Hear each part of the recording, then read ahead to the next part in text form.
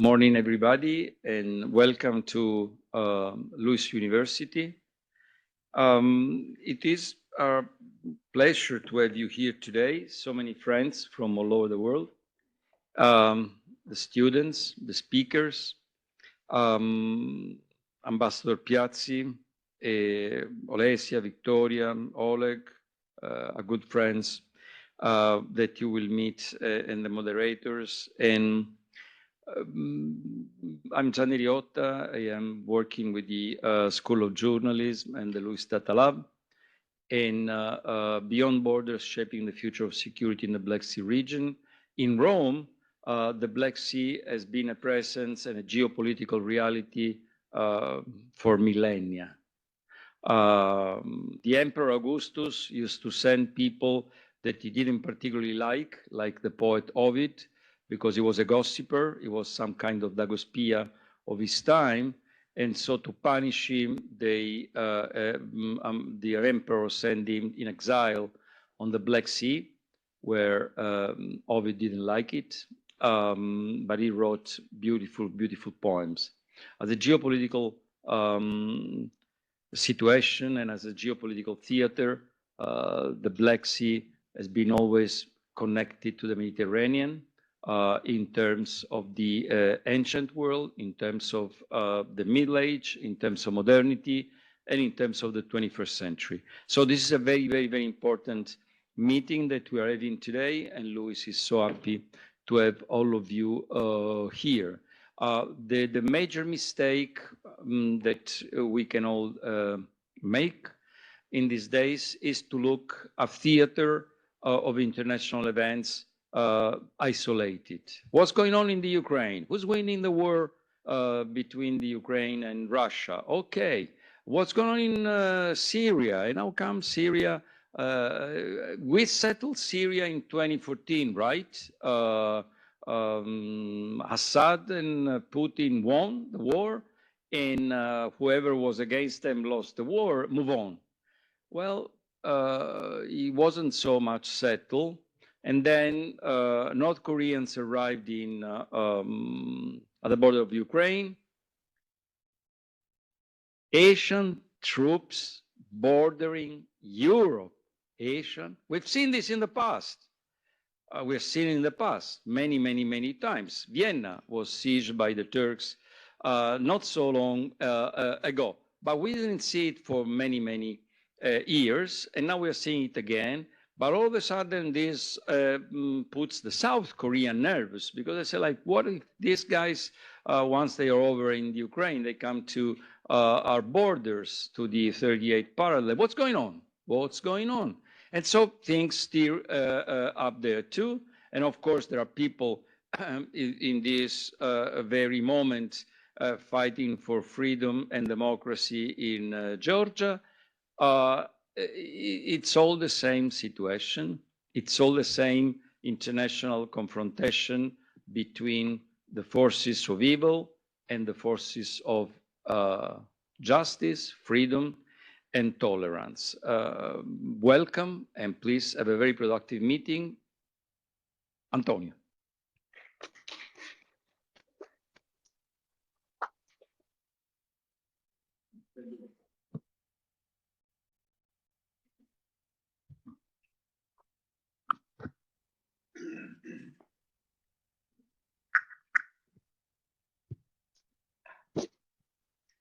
So thank you very much, Gianni Riotta and Luis, for hosting this event.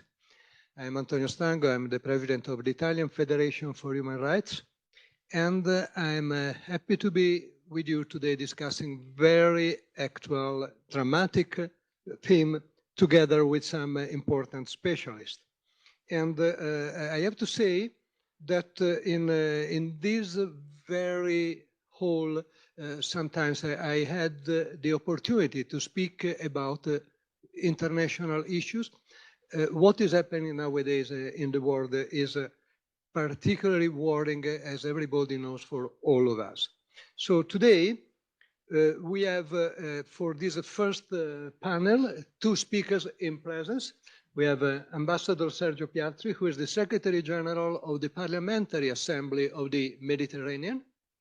And we have Victoria Vdovichenko, okay, that I have been knowing already several years. We did already more than one conference and workshops together.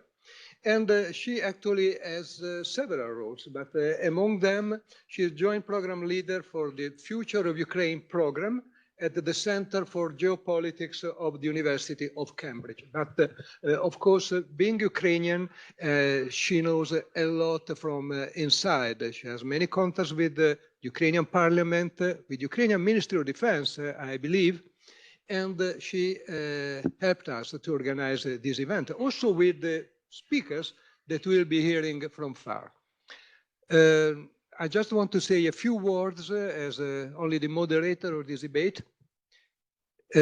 One book published a couple of years ago by Lewis University Press included one of my contributions. And the title of that book, published 2 years ago, is La guerra tiepida in Italian, the lukewarm. So it means something that is not the Cold War, it is not a hot war. Actually, I was not completely agree with the title of the book because it was already a hot war, a terrible war with bombing every day and with risks, as we will be saying today, for the security not only of Eastern Europe, but for the Mediterranean region, Black Sea, Mediterranean, and all of Europe. 2 years later, the war became hotter. And as Gianni reminded us a few minutes ago, the wars are expanding in many parts of the world.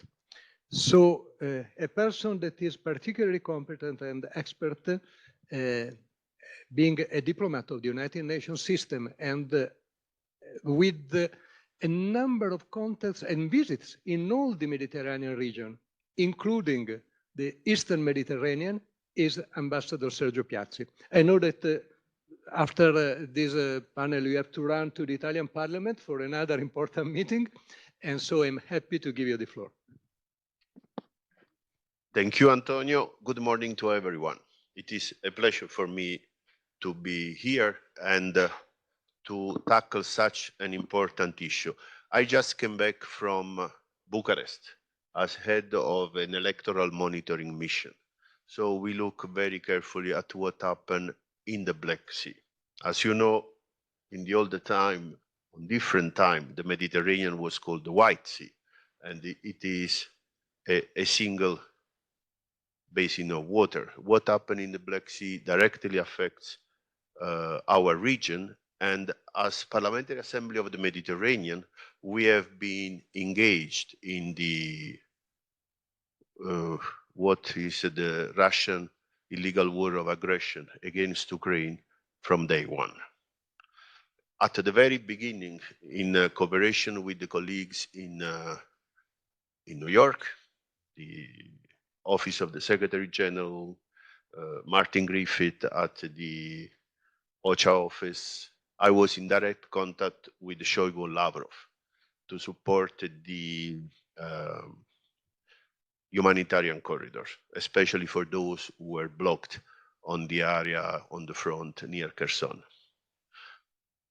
Said so, we have been very operational in the sense that we have been promoting, advocating since then and still now on what is the territorial integrity, freedom, support for democratic elect government of Ukraine and its rights and the protection of its population.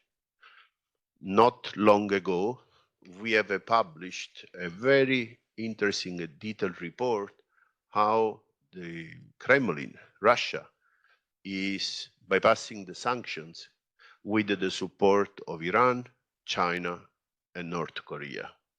And the report has been issued, I think, a couple of weeks ago. We also have been following from the beginning the issue of the shadow fleet, how ships are used to illegally export petrol, how it is sold. And we found, because of the Houthi attack, also the most strange cooperation. One of the oil tanker which was hit, Russian diesel, JP Morgan capital, destination, the Netherlands. So you see that ourselves, we have to look at our role in how the shadow fleet works. Not only that one, what is extremely important for the Mediterranean is also the food security. You remember at the beginning when the war was around the area of Mariupol, the Russian stole a number of ships and also all the grain deposits which were in the region. I can tell you that with an incredible effort, I must say, we have tracked every ship, the commander of every ship, the route of every ship, where every ship landed, that normally was Egypt or Lebanon, and we managed to block them and have the ship confiscated. After that, the phenomenon stopped. But still, we are very carefully following the Black Sea route, if you wish, because the food security, especially in our countries, in our basin, in Africa, in Egypt, in the Middle East, depend from the wheat coming from Ukraine. In spite of the fact that Russia say, I have signed an agreement with Egypt, I'm selling so many $1 million of wheat, the majority come from Ukraine. And if you remember, in 2011, the Arab Spring started because of the shortage and the very high price of cereals on the market. At that time, the crisis was connected to the biofuel, which, because of the high price of petrol, was convenient to produce biofuel. But then our countries, thanks God, stopped that practice and the prices went down again. We have been also fighting as parliament, and we collect 34 national parliament, from Mauritania to Portugal, up to Romania, and then down to the Emirates, Qatar, a very strong group for the protection of Ukrainian children kidnapped by the Russians. And we just last week, we joined our effort with the Council of Europe, which has a special program on that. I can tell you that from the beginning also, when the international community was quite surprised, we had to put together a strange operation for a parliamentary assembly, I must say, which was the evacuation of the OSCE national staff, which was blocked in Kherson. We managed to get them out and eventually bringing to the Romanian border. We also helped with a number of informal convoys of civilians to get them out. And with the help, I must say, with the Romanian authorities from Tulcea, organized a transit center there with assistance, and then for supplies to go into Odessa. So we are a very special parliamentary assembly. We are very operational on the field. We coordinated with the US colleagues, NATO colleagues. NATO at a certain moment came to us and said how we can help in terms of what would be normal stuff for civil protection. So because of the name of NATO at that time, in October, when the position of NATO was much less clear than is today, we suggested which channel to use to send humanitarian relief to Ukraine. Now the situation is totally different, as you know. So you see, we look at it with the extreme preoccupation. Look what is going on in Georgia. Look how now Russia reacted with Iran on the fact that in Syria rebels approaching Tartus, the military base there.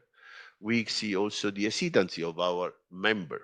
Morocco has a program with Russia for the construction of a nuclear power plant. And so you can see the nuances of this relation, but nevertheless, as a collective group, we stick behind the United Nations resolutions, and we want to reaffirm the rule of law, the principle of the UN Charter, and this is something that for us is fundamental. Thank you, Antonio.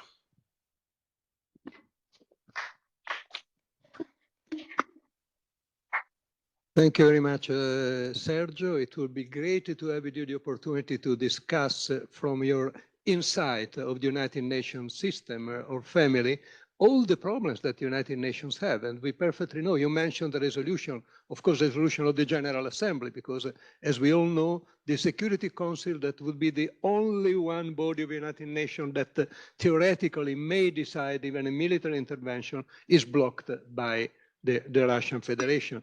And so it is extremely interesting what you could say if we have the possibility to have a specific event. Well, if I can comment to what you said, this is a trick which is used when the Security Council cannot decide.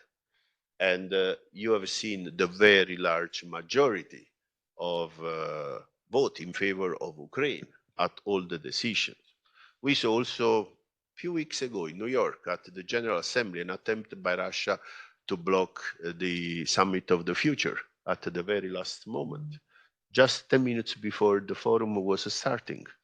But thanks to the ambassador of Congo, who is a very, very experienced diplomat, he played the rule of the UN, and with the snap vote, the Russian action was stopped. So that was a very interesting.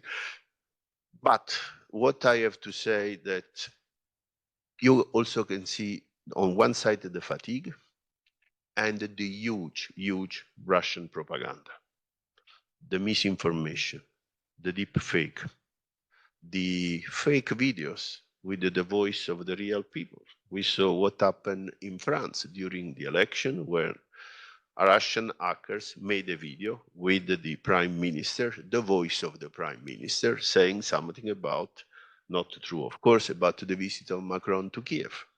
We have seen during the interference during the French electoral campaign, when Russian agents, in order to mobilize the young Muslim again and create this tension in the country, went out of the residence of Jewish people making the cross of David.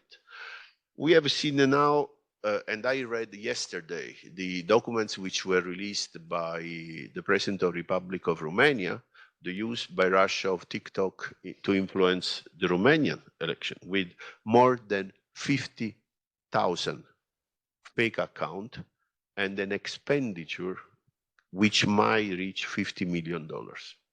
It didn't work. Moldova didn't work, thanks God. We will see now what is happening in Georgia. But we published a report. If you are interested, maybe through Antonio, I will get to you, on the malicious use of AI and emerging technologies by terrorists and criminal groups. We prepared this in close cooperation with the UN Security Council Directorate for Counterterrorism.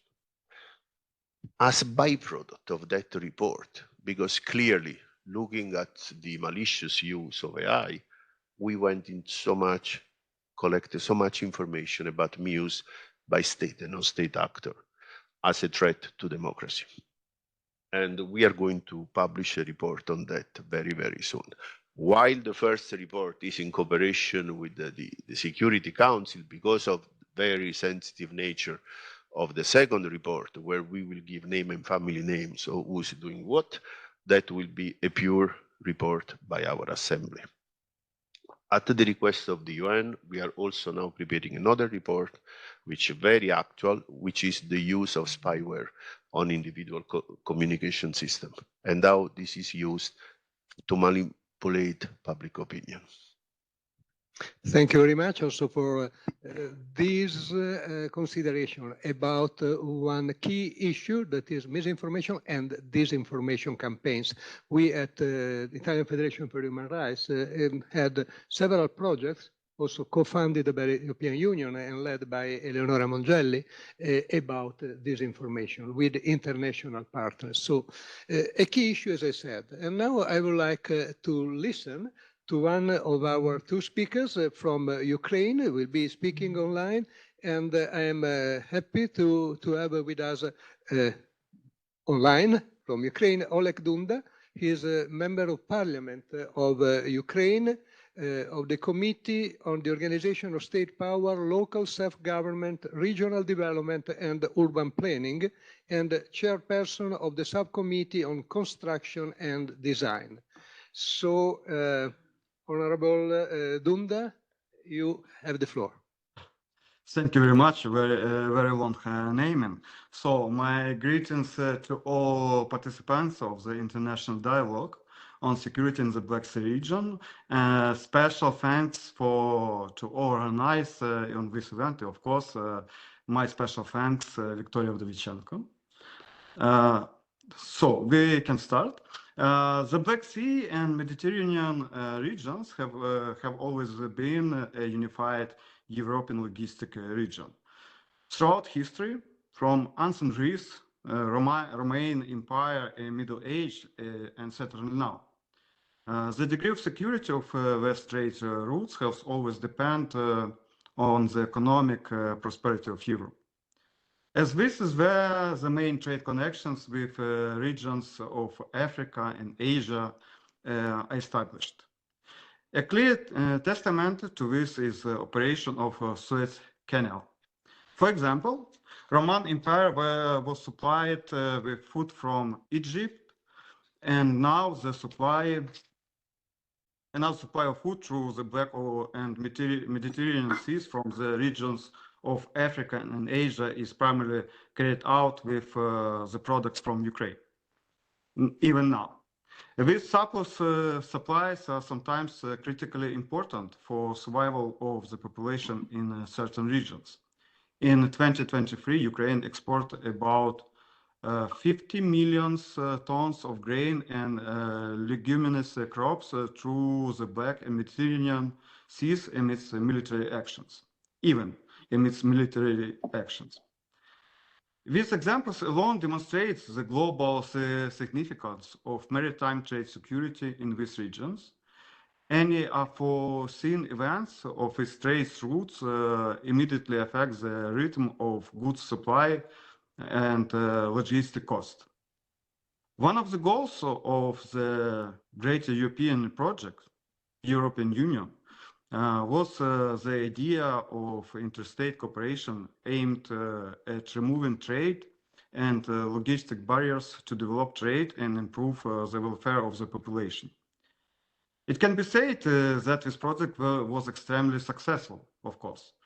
Probably no European Union member state would now say they want to return to 1989, the year of the existence of two blocs in Europe, NATO and Warsaw Pact. Exclude maybe Great Britain. However, 2014, this is cloudless development at risk. And 2022 effectively posed a threat to entire European continent of returning to the Cold War era. It's much worse form than we had seen before. During the Cold War, the parties adhered to position of maintaining economic relations, albeit with significant trade barriers. But in 2014, even more so in 2022, the first victims of aggression from Russia were trade relations. It is not even a question of sanctions. For Russia, economic relations are a weapon just as conventional arms are. Therefore, even before February 24, 2022, Moscow delivered not a missile strike on Kyiv, but an attack on trade routes in the Black Sea, attempting to create a maritime blockade for Ukraine. I want to emphasize that this blow was not only aimed at Ukraine, it was an attack on entire global trading system and effort in Africa, Asia, and Europe. In fact, Russia has embarked on a path of economic terrorism and piracy in a critically important economic region. Russia's goal is clear. This goal is to return to 1989, to restore the Warsaw Pact. and to not only destroy European security system, but subjugating the Eastern European region and beyond, but also to control shipping trade routes in the Black and Mediterranean seas. This was publicly justified by Moscow leaders during the occupation of Crimea in 2014. And it's precisely for this reason that a base was created in Tartus, Syria, and attempts were made to return to the practice of Soviet Union in Mediterranean region. Moscow has now set a question of control over Black Sea region and at least Eastern Europe. Moscow doesn't hide this. It publicly declared in its ultimatum in December 2021, and recently Lavrov confirmed publicly this ultimatum once again. They're trying to implement it through military actions, including in the air and the sea, with strikes and the strikes on civilian objects and vessels. Can this be resisted? Of course it can, and it can be successfully resisted. Ukraine is a vivid example of this. If at the beginning of 2022, the Russian Navy seemed to be an absolute dominant force, it's not longer so now. Now technologies in maritime drones are radically changing the tactics and strategies for protecting maritime routes. It may sometimes seem that old fleets are not longer such a viable argument. This is not first time in our history. We are currently witnessing another military technical revolution that is changing the balance of power at sea. However, we should not think that Moscow has unconditionally lost this naval battle. We shouldn't underestimate them. We in Ukraine see that Russia learns very quickly. And a battle of technologies progress is currently underway. Whoever implements innovations faster has the advantage on land and at sea. Interestingly, we are currently at a practically equal level regarding naval technologies and have the same starting positions. Only Ukraine and Russia have a bit more experience in this. To protect our free world, only one thing is needed. This is a unification of country of the Black and Mediterranean regions to create new technical solutions for the protection of air and maritime space. Joint investment and this invest new technical solutions and new types of fleets.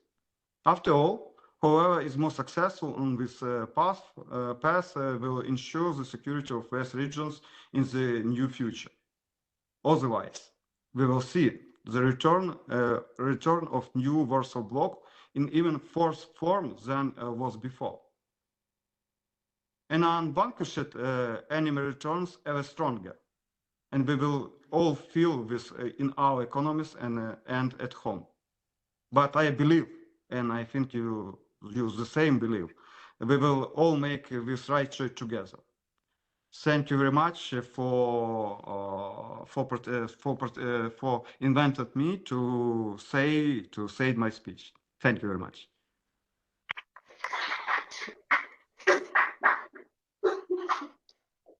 Thank you very much, Honorable Dunda, for your contribution to our debate.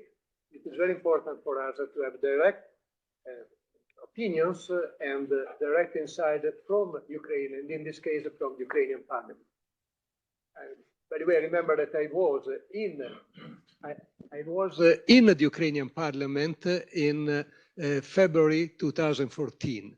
So when it was this extremely important moment for the history of Ukraine, I would say for the history of Europe, during the Revolution of Dignity, as you say, and I personally really agree on this point. So now we have another speech from Ukraine, and it is Olesia Ogrysko, director of the Sahaydachny Security Center. So, Olesia, you have the floor. Thank you very much, and good morning, everybody. It is a huge pleasure and privilege to be joining you today. And thank you very much for this maritime focus of the discussion, because speaking from a Ukrainian perspective, of course, the security around the Black Sea is less on the agenda, and the Ukraine war is mainly regarded as a land war for obvious reasons. But you know, the maritime domain, although being less visible, but still remains a very crucial part of the fight that we are ongoing. And you know that Ukraine was just a couple of days ago marking 1,000 days of Ukraine's brave resistance, but I'm sure everybody in this room understands that Ukraine is fighting already for more than 10 years. And in fact, if we look back, it all actually started in the Black Sea region. It all started in Ukraine's Crimea. And unfortunately, I believe it is the impunity and the lack of a decisive action and stance from the collective West that further incentivized Russia into launching the full-scale invasion after that. Had there been any response to the annexation of Crimea, to the beginning of the war in Donbass, I believe the European security, not to mention, of course, the Black Sea region, would really look different now. Now, of course, we say that history doesn't have an if clause, doesn't have conditionalities. So these are, of course, only assumptions. But what is not an assumption is the fact that Europe back then did not wake up.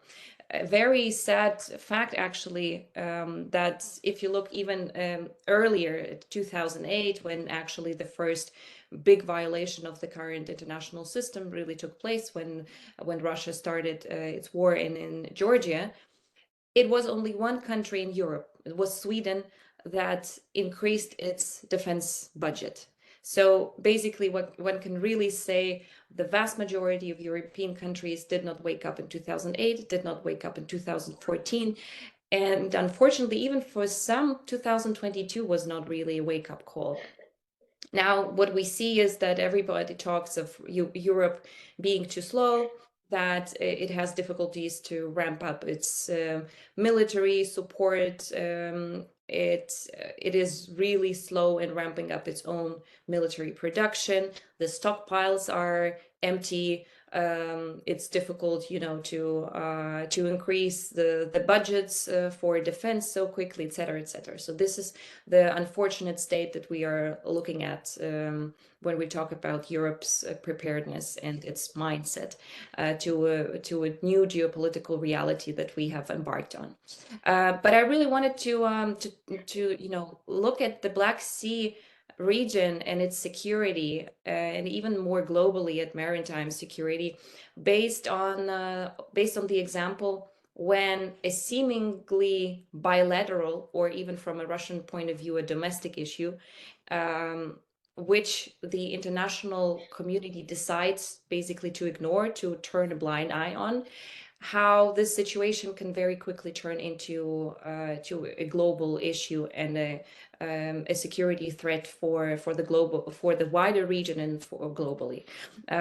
So I would like just to go according to, as I call it, the playbook of Russia, of the Russian behavior in the Black Sea region over the last decade, and then focus on what we, despite the fact that we are very slow collectively and have missed a lot of very important conjunctions in history, what we should be doing collectively.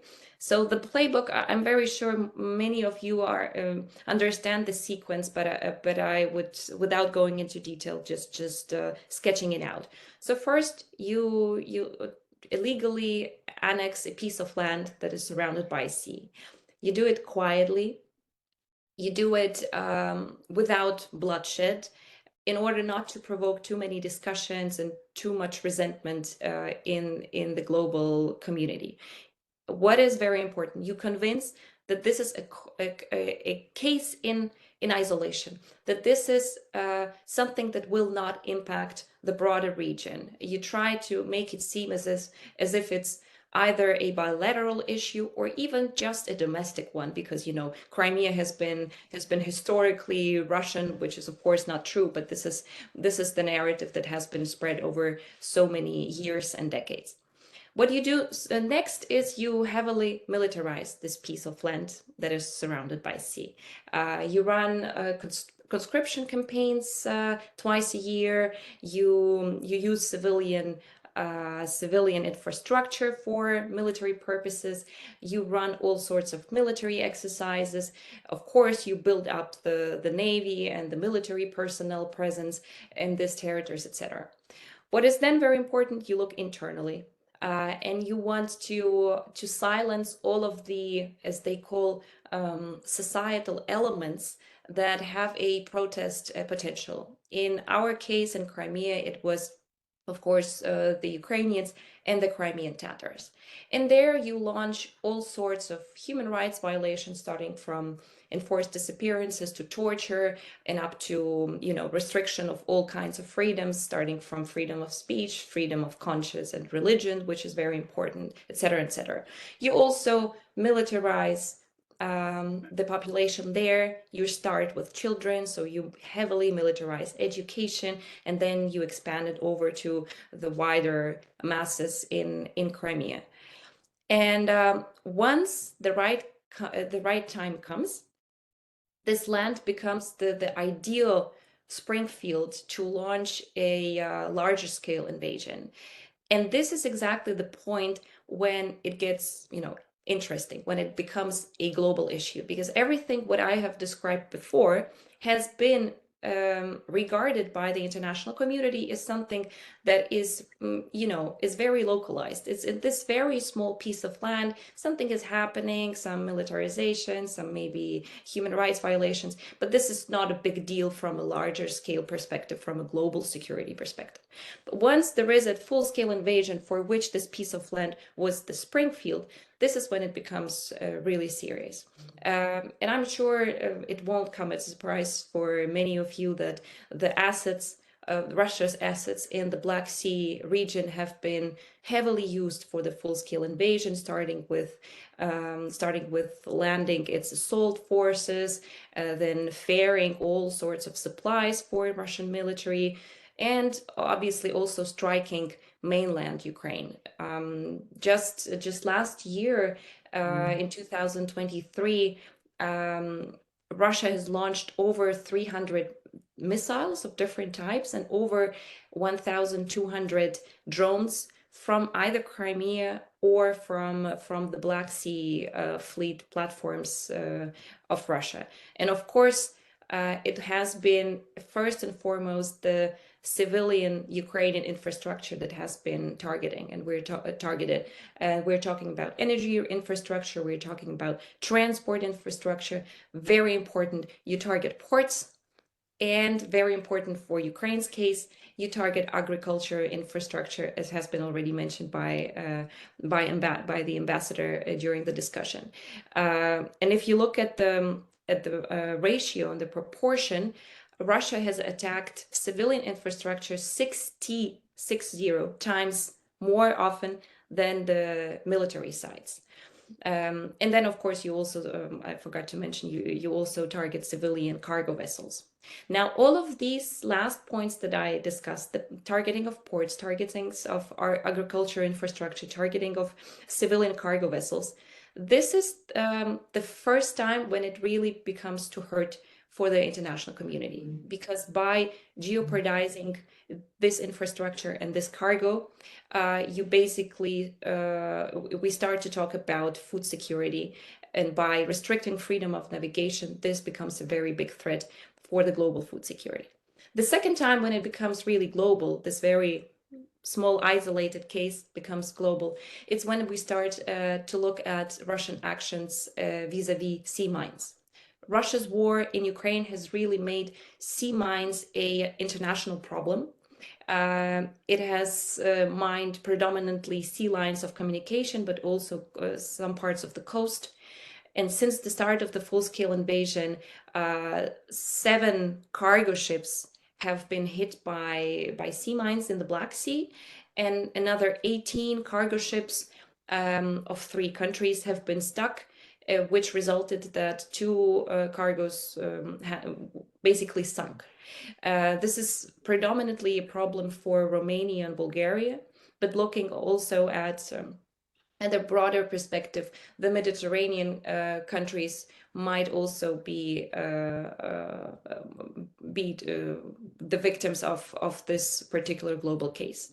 The third time it becomes really hurtful for the global community, it's when we look at the GPS spoofing that Russia is currently undertaking. We're talking about not just the Black Sea, we're looking at the Baltic Sea and especially the eastern part of Mediterranean. It's those 3 regions where Russia and Russian GPS spoofing activities have been particularly active. And basically, we understand what can be the cause. Russia is causing the disruption to satellite navigation systems, and this in fact affects basically the civilian flights and the civilian cargo ships, and we are talking about thousands. So over the last 2.5 years, we're talking already about more than 1,000 and more than 2,000 actually civilian flights that have been somehow disrupted. So now I would just like to go into what should be done by us collectively in order to try to address some of these threats that have become more global. So one, and I will start with the geopolitical first. As in the case with the Baltic Sea, transforming the Black Sea into another NATO lake will definitely dramatically enhance the alliance's security, the food security globally, and not just for NATO countries, but basically for all the non-aligned countries, because when we're talking about global, including food security, we're talking predominantly about Asian countries, African countries, and Latin American countries that heavily depend on Ukrainian grain. The second one, the economic argument. Russia is shipping through the Black Sea a significant amount of its oil, of other petroleum products and different food supply, including, by the way, stolen Ukrainian grain and oilseed. So the amounts are not so big as if we compare to the Baltic Sea, where it's roughly 60 to 70% of all of the petroleum that Russia exports, but 30% goes through the Black Sea. This is a significant number. So definitely the EU should ban all the shipments from the Russian Black Sea ports and the deliveries by Russian tankers bilaterally or directly, or via the transshipments by the so-called shadow fleet. The third one is about the sea mines. The Black Sea task force to combat sea mines, the so-called MCS Black Sea, should gain a permanent character. Of course, Ukraine absolutely appreciates Turkey and Romania and Bulgaria's contributions and efforts to the security and to the safety of civilian navigation. But the task force should go beyond just information sharing with Ukraine and should definitely include the deployment of assets by the Ukrainian Navy and a coordination mechanism and a coordination between the action of the navies of these 4 countries. And most importantly, from my perspective, Russia's military defeat in Ukraine and the liberation of Crimea is really the only scenario that would open a way that would sort of restore a comprehensive and just and lasting peace in Ukraine and overall in the European and Western hemisphere. And the Black Sea region should be definitely a much greater priority to the NATO, to the EU countries, and to the US, especially as we now embark into a new administration. I will stop here and thank you very much for listening.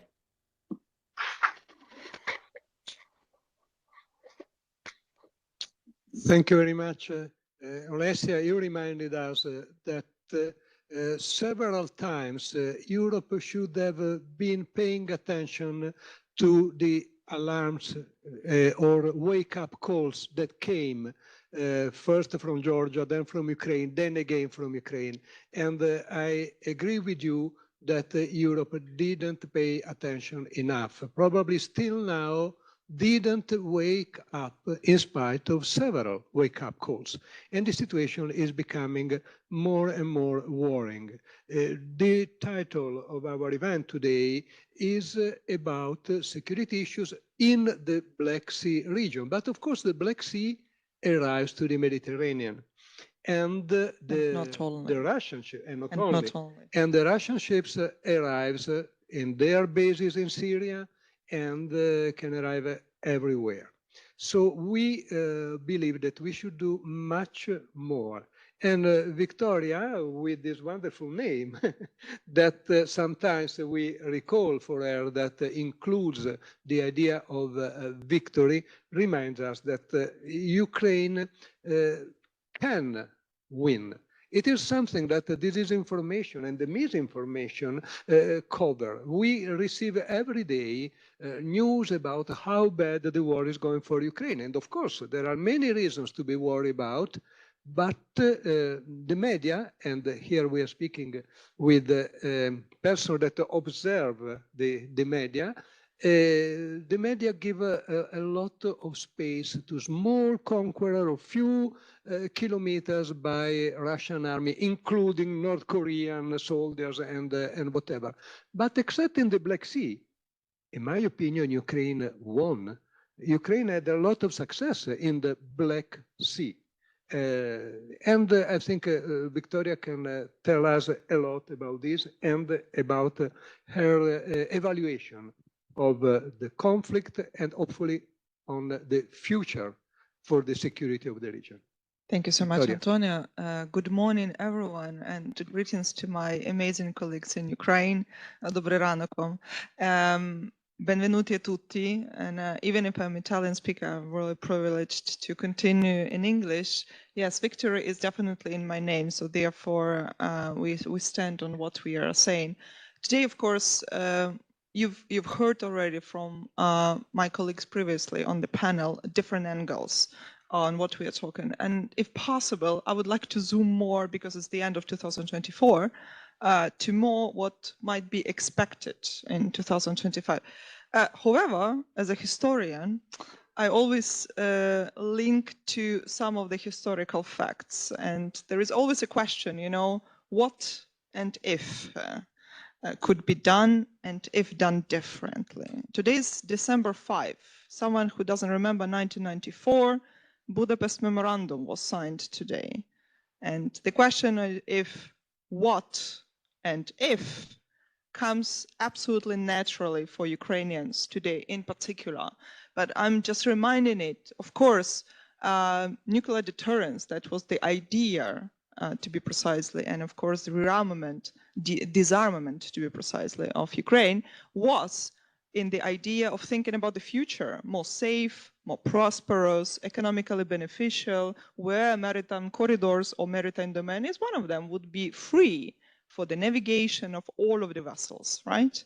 But again, I'm asking this question, what if the story was different and we will still continue being a nuclear potential and power now? So therefore, I really want to remind that even if we are talking about the Black Sea and Mediterranean Sea, we are very much interlinked in all other different conflicts, Indo-Pacific in particular.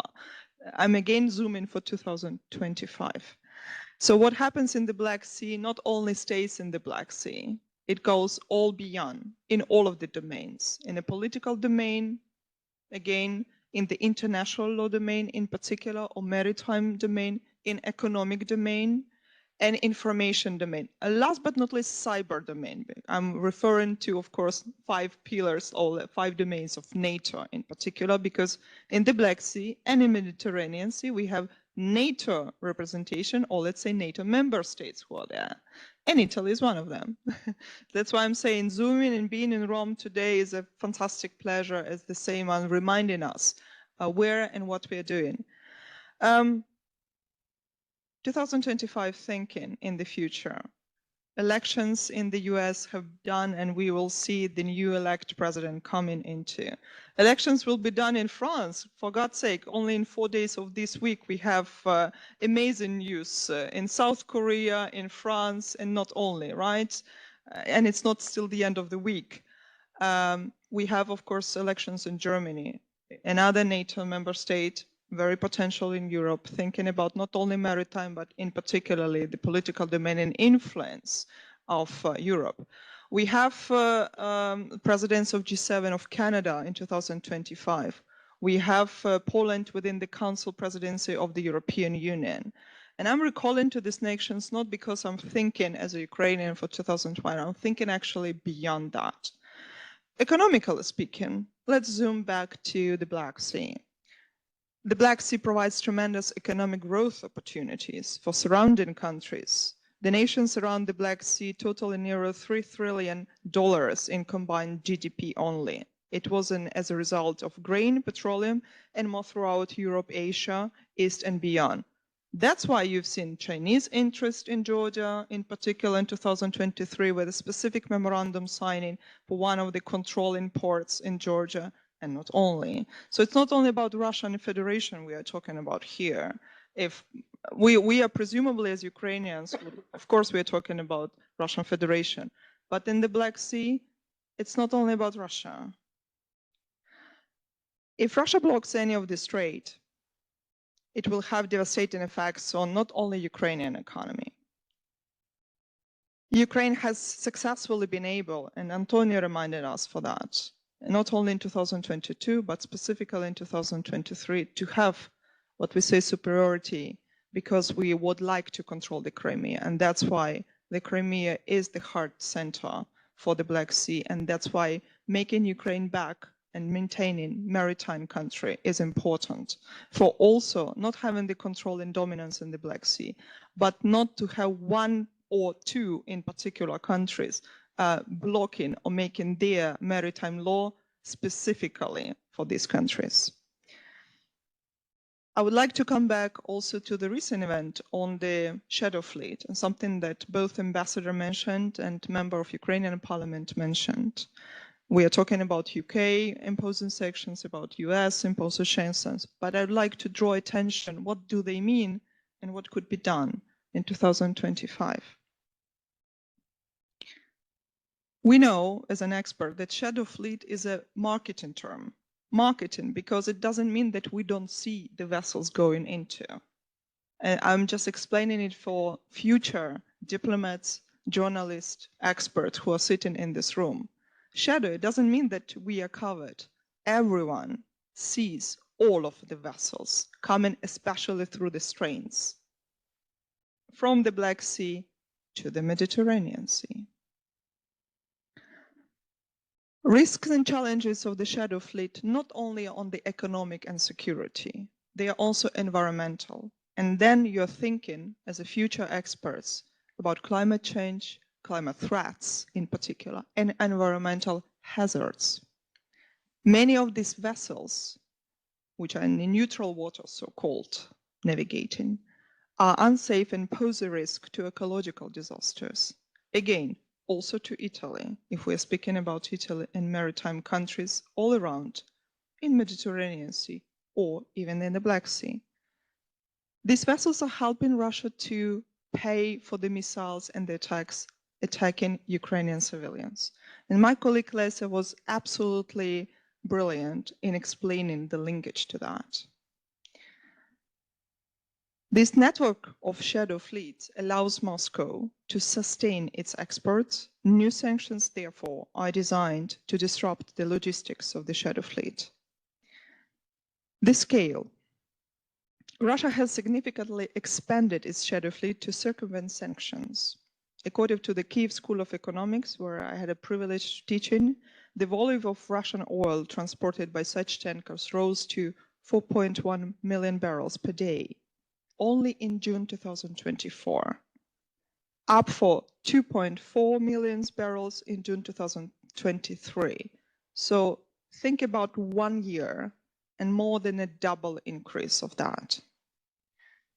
Russia has invested approximately $10 billion into this fleet, enabling it to continue oil export despite all of the efforts of the European Union, but not only.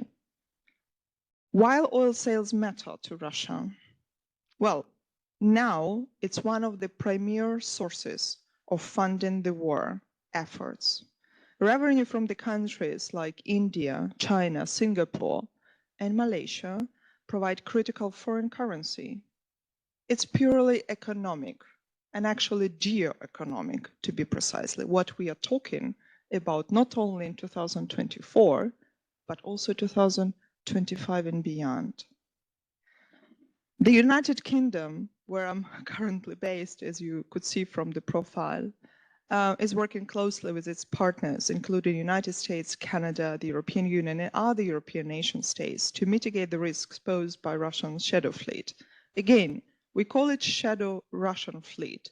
It's not shadow, and it poses risk not only for Russia and for us. Experts believe that the new sanctions should be done significantly to disrupt Russian oil export logistics. Without access to insurance and port services, many global ports refuse to service Russian tankers, which might be one of the steps forward, potentially not only in 2024, but beyond that. This would lead to a reduction in Russian oil export volumes, amplifying economic pressure on Moscow and curbing its ability to fund its aggression. Yes, we talked about and we welcomed the 15th package of the European Union targeting Russian tankers and Chinese firms. And we heard the ambassador, but also members of European Parliament of Ukraine talking about the potential steps. I would like just to add a couple of them for us to consider and maybe reflect in the Q&A. A key area requiring further action is increased pressure on financial structure that facilitates sanctions evasion. Economic isolation remains essential to depriving Russia of sources of its war. What needs to be done?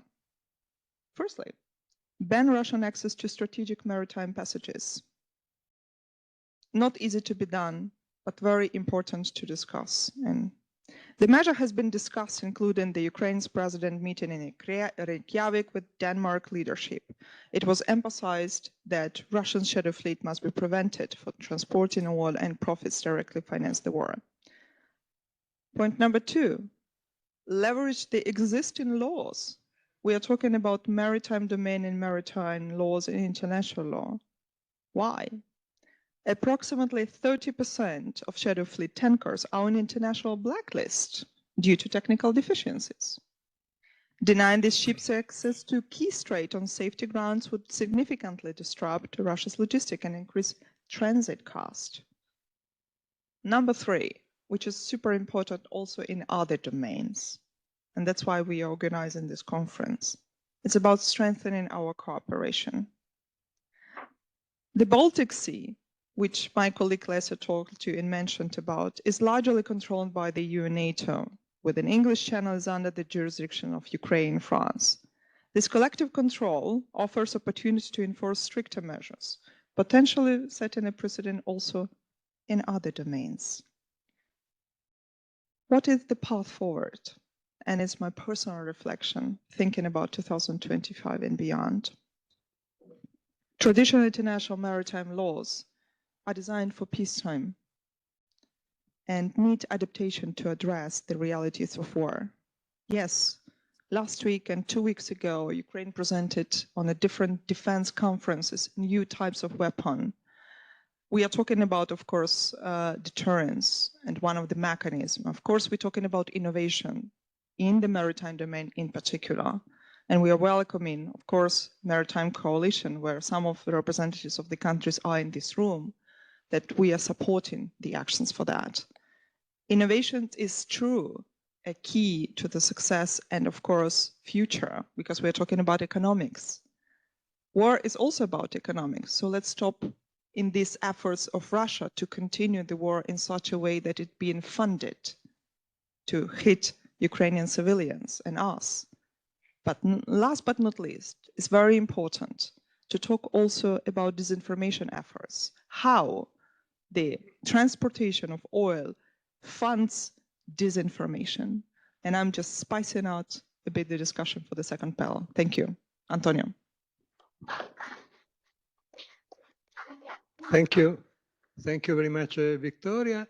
That at the conclusion of this first panel showed us some possibility to understand what can, not only may, but what can happen in 2025 and beyond, as you said.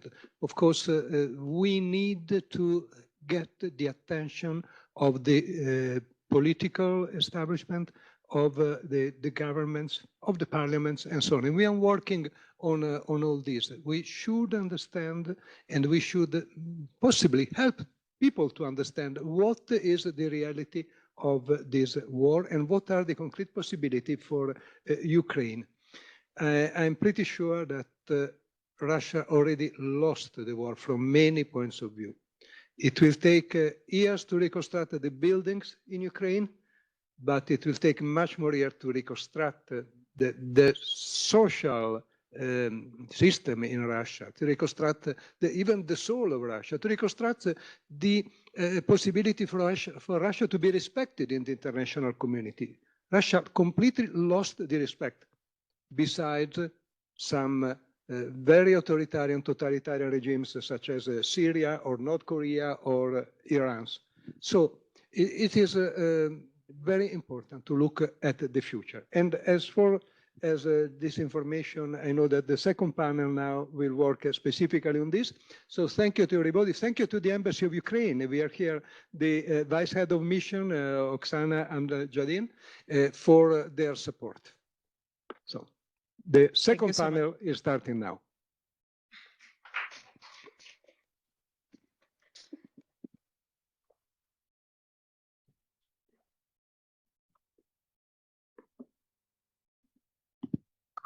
Hello, everyone. Good morning. I'm Chiara Sgreccia, journalist mostly dealing with foreign affairs and social issues and teaching here at Lewis School of Journalism. I'm very glad to be here to moderate the next panel of the day, The New Warfare, Cyber Tactics, Propaganda, and Regional Influence in the Black Sea region.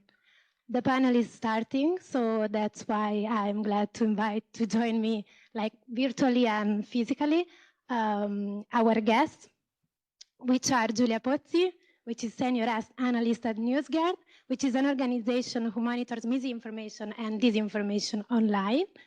Rory Finnin, Professor of Ukrainian Studies at University of Cambridge and co-director of Future of Ukraine program. Welcome. And then Maurizio Caprara, columnist at the Italian newspaper Corriere della Sera. Welcome. And Yevhen Petchenko, which is chief editor at Stop Fake Ukraine, a fact-checking organization specialized in tracking Russian propaganda and fake news. And today we will have later also a special guest, the Italian journalist Stefania Battistini, who is known for her coverage on war zone and international crisis. Thank you so much for being here. Thank you so much for your time. I think we can jump like immediately in the topic of our panel, which is built to remind to all of us that war is not only physical, but it involves many other techniques like propaganda, like cyber attack, like disinformation.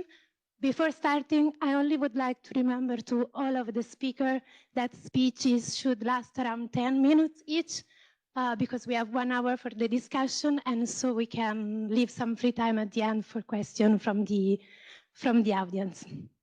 Giulia, I would be honored to begin our conversation with you, because as the main topic of the panel suggests, there are many other techniques in addition to the traditional one. And among these, there are disinformation campaigns that today can be also be created by artificial intelligence. So could you please explain us how this can happen and maybe provide us also some example of how it is happening?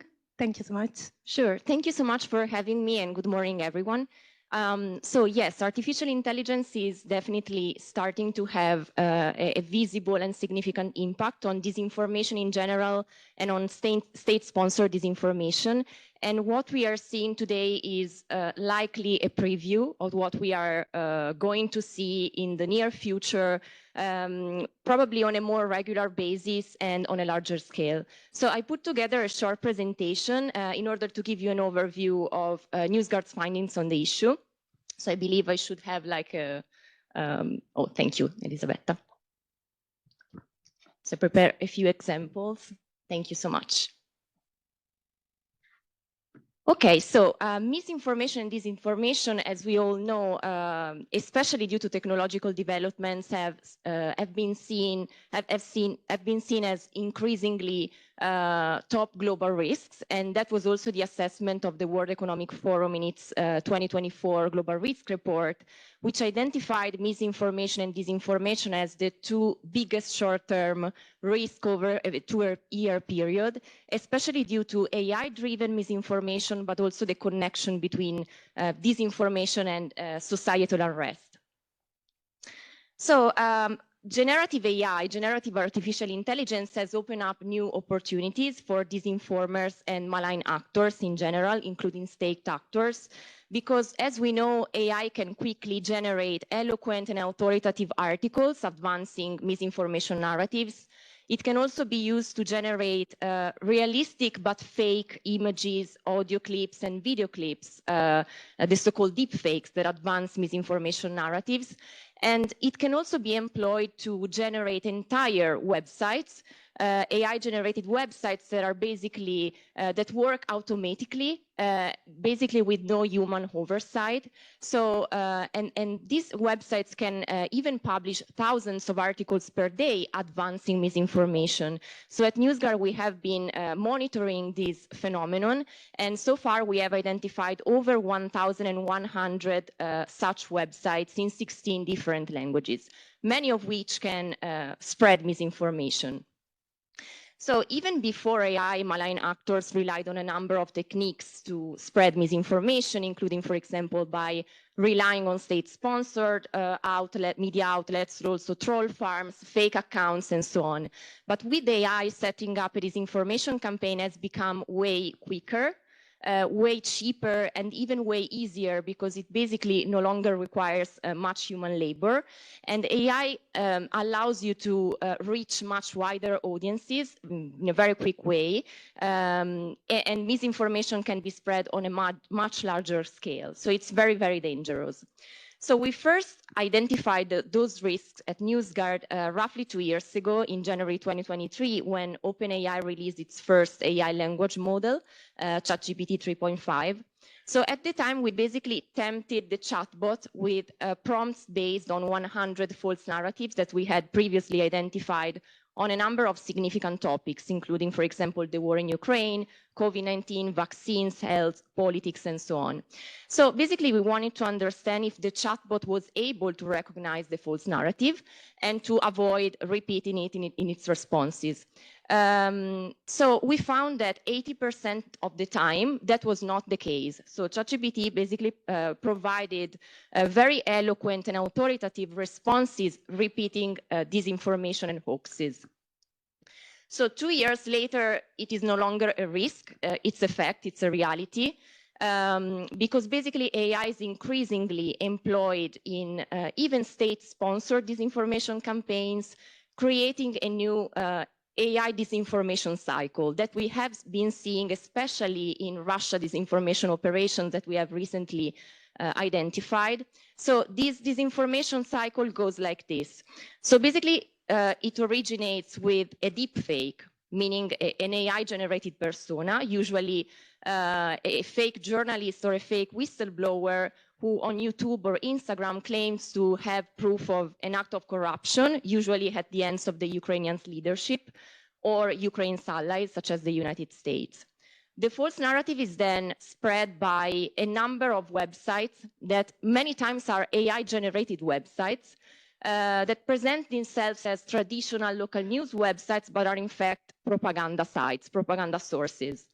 It then spreads on social media platforms, including X, Facebook, TikTok, Instagram, and so on, and sometimes even state-sponsored media.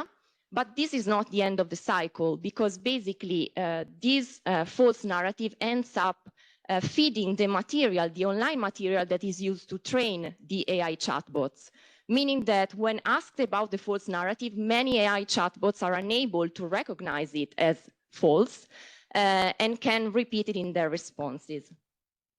So that is exactly what's happening with John Mark Dougan's AI-powered disinformation campaign. So this is a very sophisticated disinformation campaign that has been orchestrated by John Mark Dougan, a former Florida sheriff who fled to Moscow after being investigated for computer hacking and extortion in the United States, and now resides in Moscow under Kremlin's protection.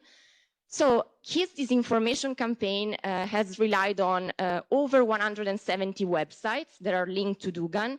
They are often AI generated, but they present themselves as basically local news websites with names such as DC Weekly or Chicago Chronicle or the Boston Times. But they are in fact propaganda sites that push Russian interests in Ukraine and elsewhere.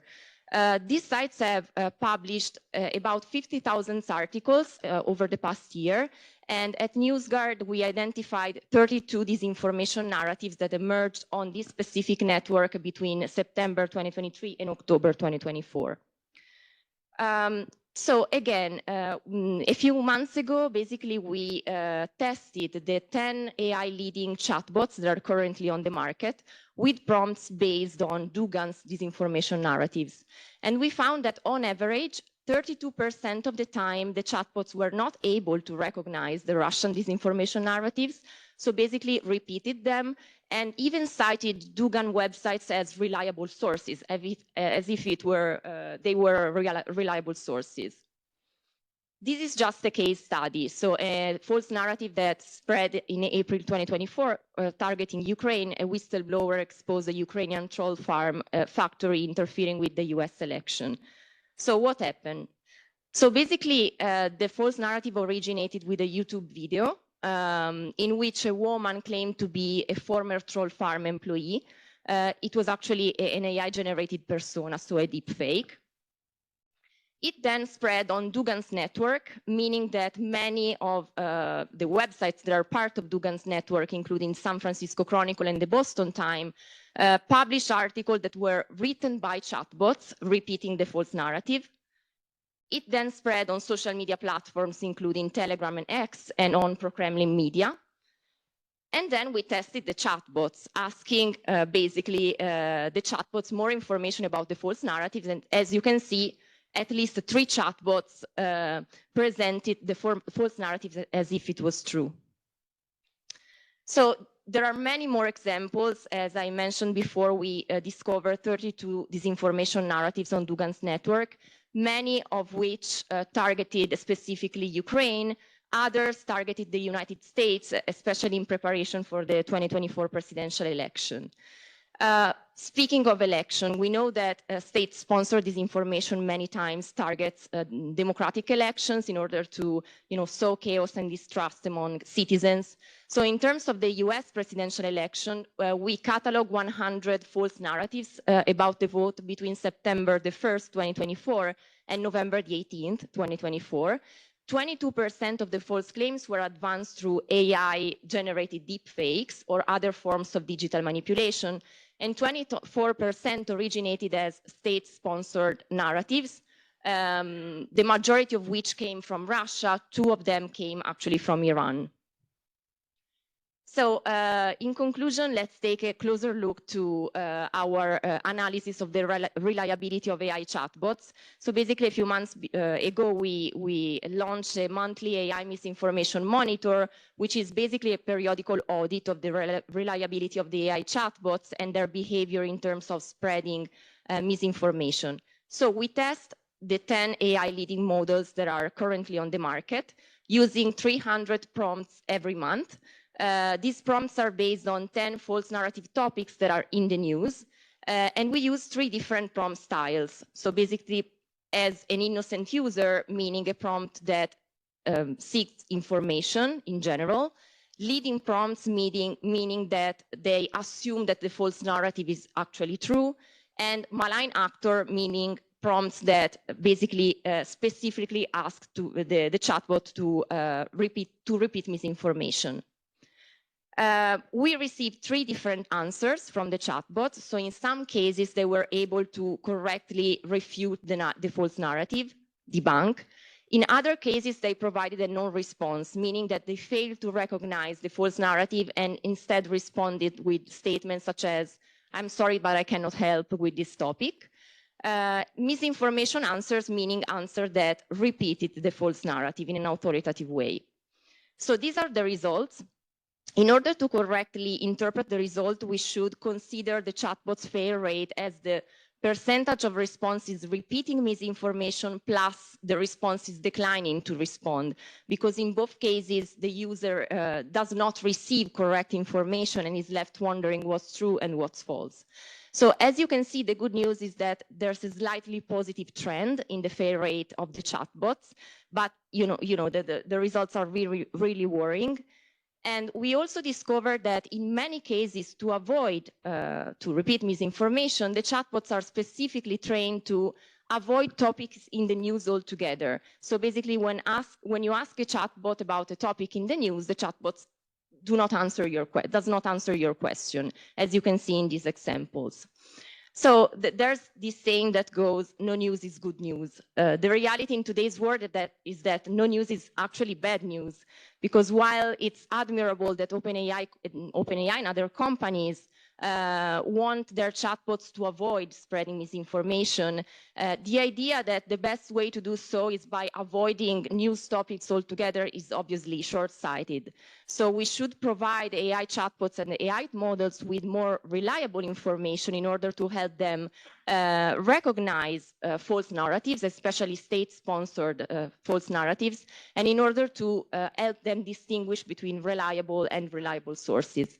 Thank you so much. Thank you so much, Giulia Pozzi.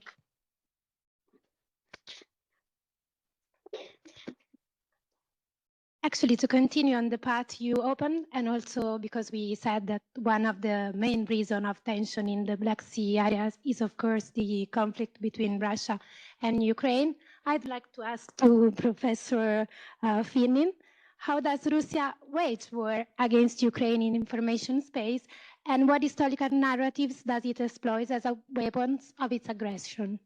Thank you so much, Professor. Thank you, Chiara. Can everyone hear me? Yes. I hope so. Buongiorno a tutti. Nice to see you all. Thank you for the invitation to be here with such respected and esteemed colleagues.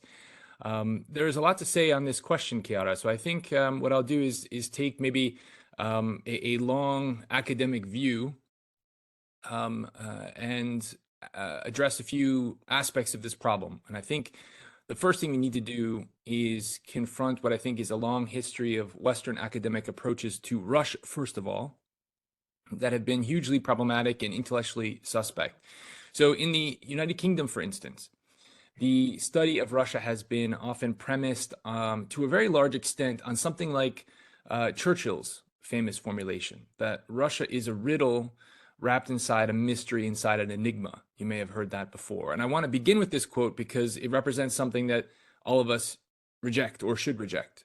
It's not only patronizing towards Russia as an academic object of study, it's not only patronizing towards the Russian people, but it's also an intellectual cop-out of the highest order. Russia is not a riddle. It can and must be studied. That's the first point I want to make.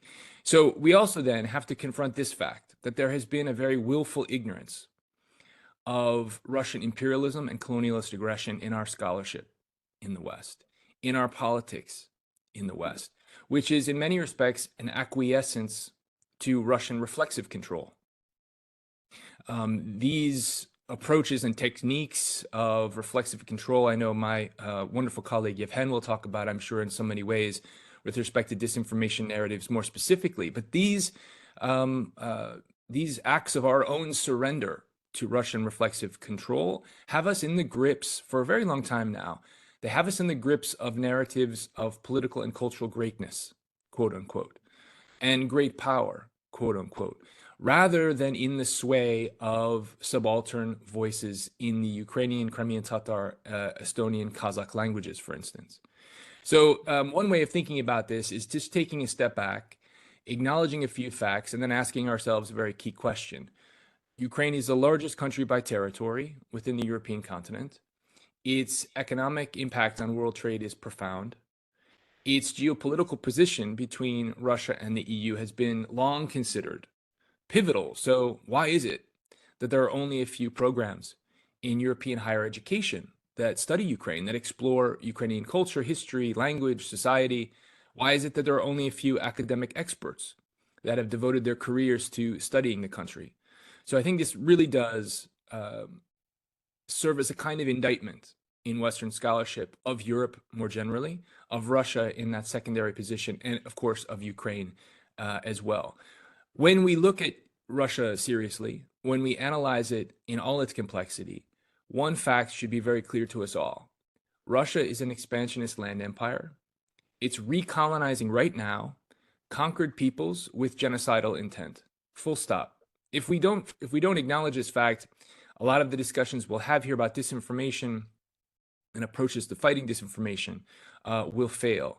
And we also have to acknowledge that Ukraine, for the Kremlin, is its most prized colony, and it's seeking to take it back. And Russia has been right now engaging in brutal processes of what we call in Western scholarship settler colonialism. Settler colonialism is the practice by which colonized natives in conquered territory are effaced, erased, and replaced. And since 2014, that's what Russia has been doing in Ukraine, first in Crimea, and now continuing in now decimated but once vibrant cities like Mariupol. So the field of Slavic studies, or Russian and European, Eurasian studies, however you want to put it, I think we have to acknowledge first our failure in confronting this problem of knowledge, and then not adjusting our language as a result. So one of the things we can see is groupthink among many mainstream international relations specialists and Kremlin watchers, who frankly have been consistently misreading Ukraine in general, and I think have been wrong about this conflict for far too long. There is, sadly, still a prominent view that this war waged by Russia against Ukraine is some kind of proxy war between Russia and the West. Clearly, Russia does want to confront the West and the systems of rules that have been the foundation, however imperfect, of our international order for some time. But that does not mean that Ukraine per se does not matter in the same way. That this conflict has nothing to do with people, the conquest of consciousness, the reclaiming of territory. We just celebrated, or marked, I should say, the 30th anniversary of the Budapest Memorandum of 1994. This was something that committed the United Kingdom, the US, and indeed Russia to protecting Ukraine's territorial integrity, and we failed with that. So this is a big problem in the field of international relations, a kind of lazy and very analytically dangerous outlook that we need to speak about very clearly. I think once we do so, we can start to see how Russian disinformation works in a more specific way. And part of that is constantly focusing our attention away from Ukraine and its territory and culture. That is, a lot of disinformation works by encouraging us as students to be excessively global and insufficiently local. So we don't study as closely, for instance, where the river Dnipro feeds fresh water to the Crimean Peninsula, for instance, and why Crimea is so integral to mainland Ukraine. There's also, of course, a problem in the way that we have studied Russia and Ukraine in leading to a perpetuation of a view that Ukrainians have no geopolitical agency, that whatever they want and what they do is really besides the point. This is increasingly a broader narrative that we need to confront and dismantle. It's time that we learned that Ukrainian civil society, which is emblematic, well, we can see emblems of it with organizations like Stop Fake, which we'll hear about in just a moment.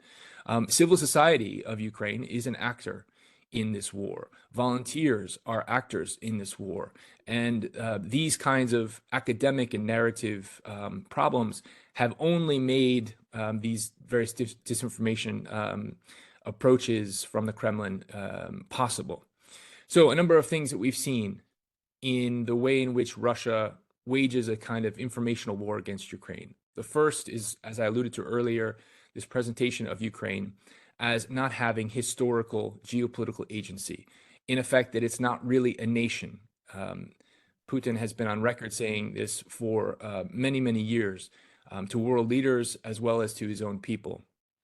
It's also very interested in this project of settler colonialism in obscuring our view of Ukraine's democratic anti-colonial national movement. So any national movement is complex, but in the history of Ukraine, the mainstream Ukrainian national movement has been anti-colonial. It has been invested in solidarity with other oppressed peoples. The main discourse that we can see in the Ukrainian national project comes from the poetry of Taras Shevchenko, which is invested in freedom. Freedom as a precious good that all peoples should have access to.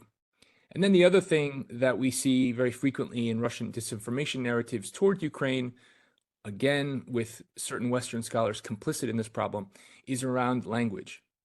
The Kremlin often distracts attention from Ukraine's historical, unique and singular identity with one very red herring, and that is its distinctive linguistic diversity. So it's multilingualism.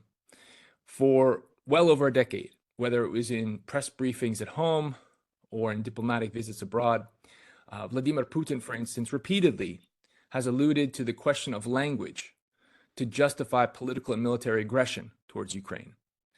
In doing so, he implicitly casts what is a very complex dynamic linguistic ecosystem in Ukraine. He casts it as a space of discord and threat that the Russian state cannot abide. So one of his very slippery rhetorical touchstones is Ukraine's so-called Russian-speaking population, quote unquote, which is a category that, if it's left unqualified, could virtually apply to the entire country, because Ukrainians are multilingual and often slip between Russian and Ukrainian in various ways. Nonetheless, in Western scholarship, we've accepted this premise for far too long, and we still do 3 years after the full-scale invasion. And I very vividly remember a moment from the Normandy Format Summit in Paris in December 2019. We all remember how the Normandy Format Summit was an attempt to resolve the war in the Luhansk and Donetsk oblasts of Ukraine, often described, I think, sometimes simplistically and reductively as simply Donbass. But at that summit, Putin vaguely demanded, quote unquote, democratic rights for Ukraine's Russian-speaking population, again, using that particular category. And he did so, though, sitting right next to Volodymyr Zelensky, the democratically elected, multilingual, Russian and Ukrainian-speaking president of Ukraine. So these kinds of comments are repeatedly uttered and form a key part of this fire hose of noise and information that the Kremlin presents to a lot of Western readers, Western leaders as well. We need to back up, address our broader intellectual failures here, and then once we do so, begin to see Russia in its true form as an empire seeking to recolonize formerly colonized peoples. And part of that colonization project involves a colonization of our own consciousness. And we need to fight back with, of course, close study of Ukraine, places like Ukraine, Moldova, as another example, Belarus, Kazakhstan, to break free of these, I think, intellectual fetters. Once we do that, I think we will be able to more fully and more vigorously fight more specific disinformation narratives in the future. Thank you. Thank you. Thank you so much, Professor Finin, for your clear explanation.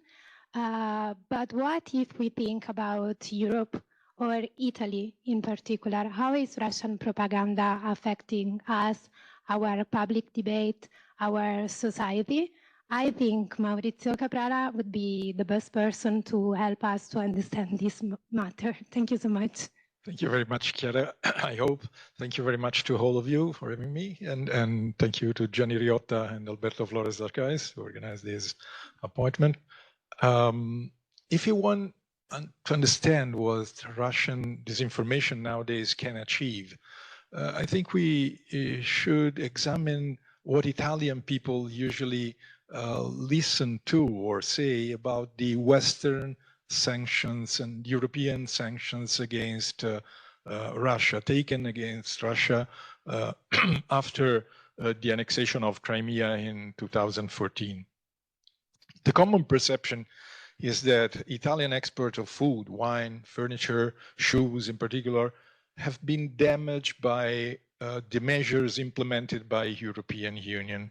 After that, the EU took a stand against the expropriation of a piece of Ukrainian territory. In recent times, it is usual to blame you for this and that, forgetting that the European common market is the biggest in the world and is fundamental for the export of Italian goods. In this case, you can listen to a theory that says that Italian trade with Russia vastly decreased, and this is the fault of the EU. Let's see what happened in the reality. In reality, after 2014, the Russian currency lost its value, and in the international market, oil became cheaper than it was before. And we have to remember that Russia earns the main part of the public income by the energy trade. So this had an important effect. So Russia had less money than before to buy foreign products. And another factor, it gave a particular answer to the European sanctions. Let's look to these answers. European measures were very targeted measures.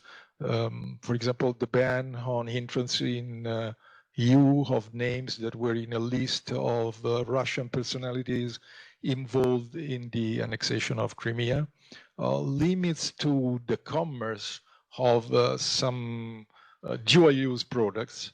Let's remember that dual-use means with the military and civil possibility of use, and ban on investments on Crimea. So nothing against the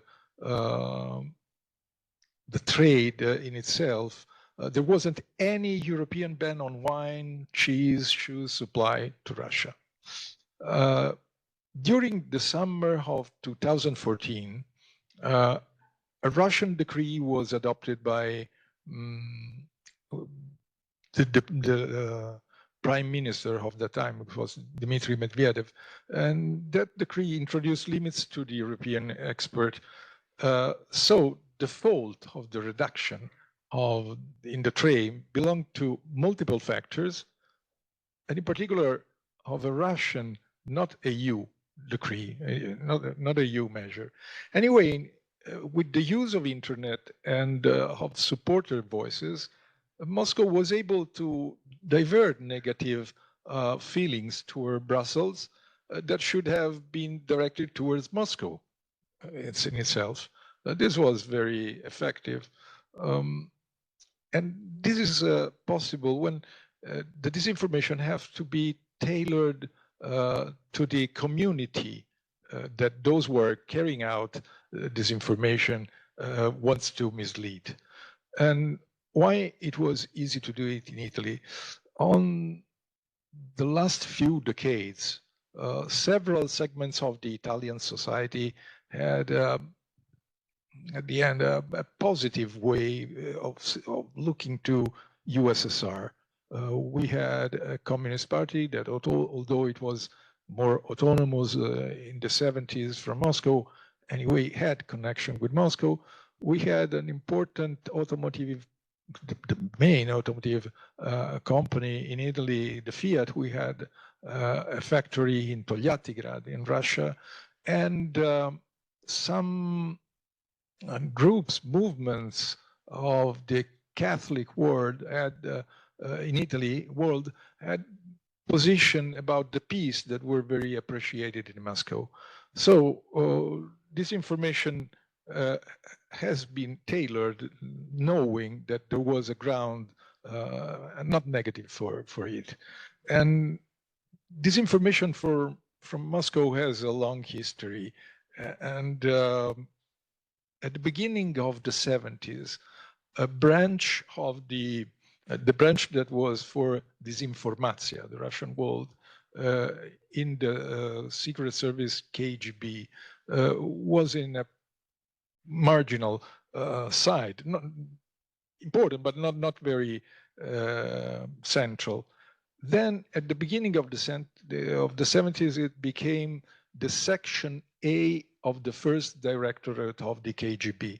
The Section A, and the facts, A is a class which is important, and the first director was the one for the intelligence abroad.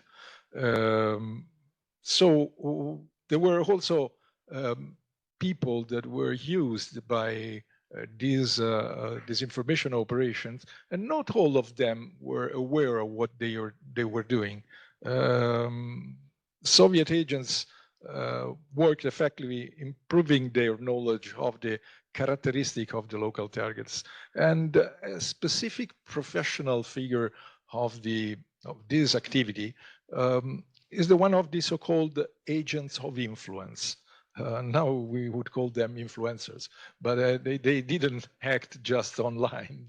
In that time, internet didn't work for the public, and so we are talking about something capable to orient some segments of public opinion, intellectual journalists too, entrepreneurs, politicians. The Russian Federation is not exactly the same of USSR, but that heritage remains, sometimes also with the same people. The new millennium brought a generational change in these structures, in the Russian structures for disinformation. And social networks are now a central part of their battlefield. Propaganda not always has a signature.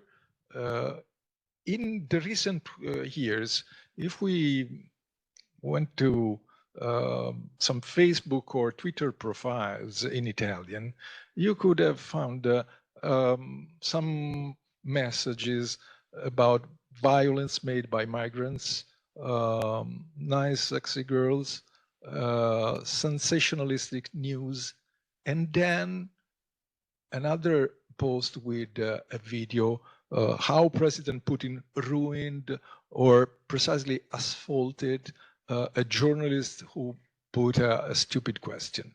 Then there was a video, there was a press conference, there was a normal question of journalists about weapons, about Russia or something like that, and then the answer, tough answer of Mr. Putin. Or the same news about migrants, image of women, and then another message is how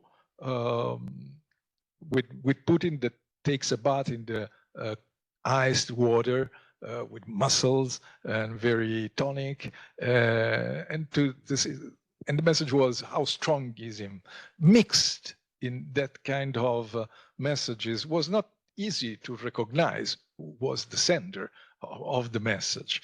But that operation, I think to what you were telling, and we will arrive to something that was one step behind about what Giulia Pozzi described. So to a wise reader, that news were exaggerated or false.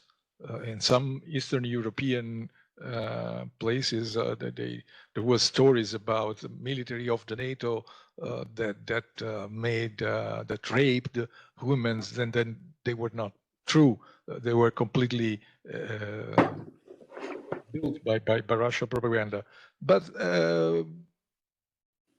this kind of messages has been frequent also during the pandemic, because it's another field in which it's possible. The purpose is to divide societies. The purpose is to enhance any kind of division inside European societies.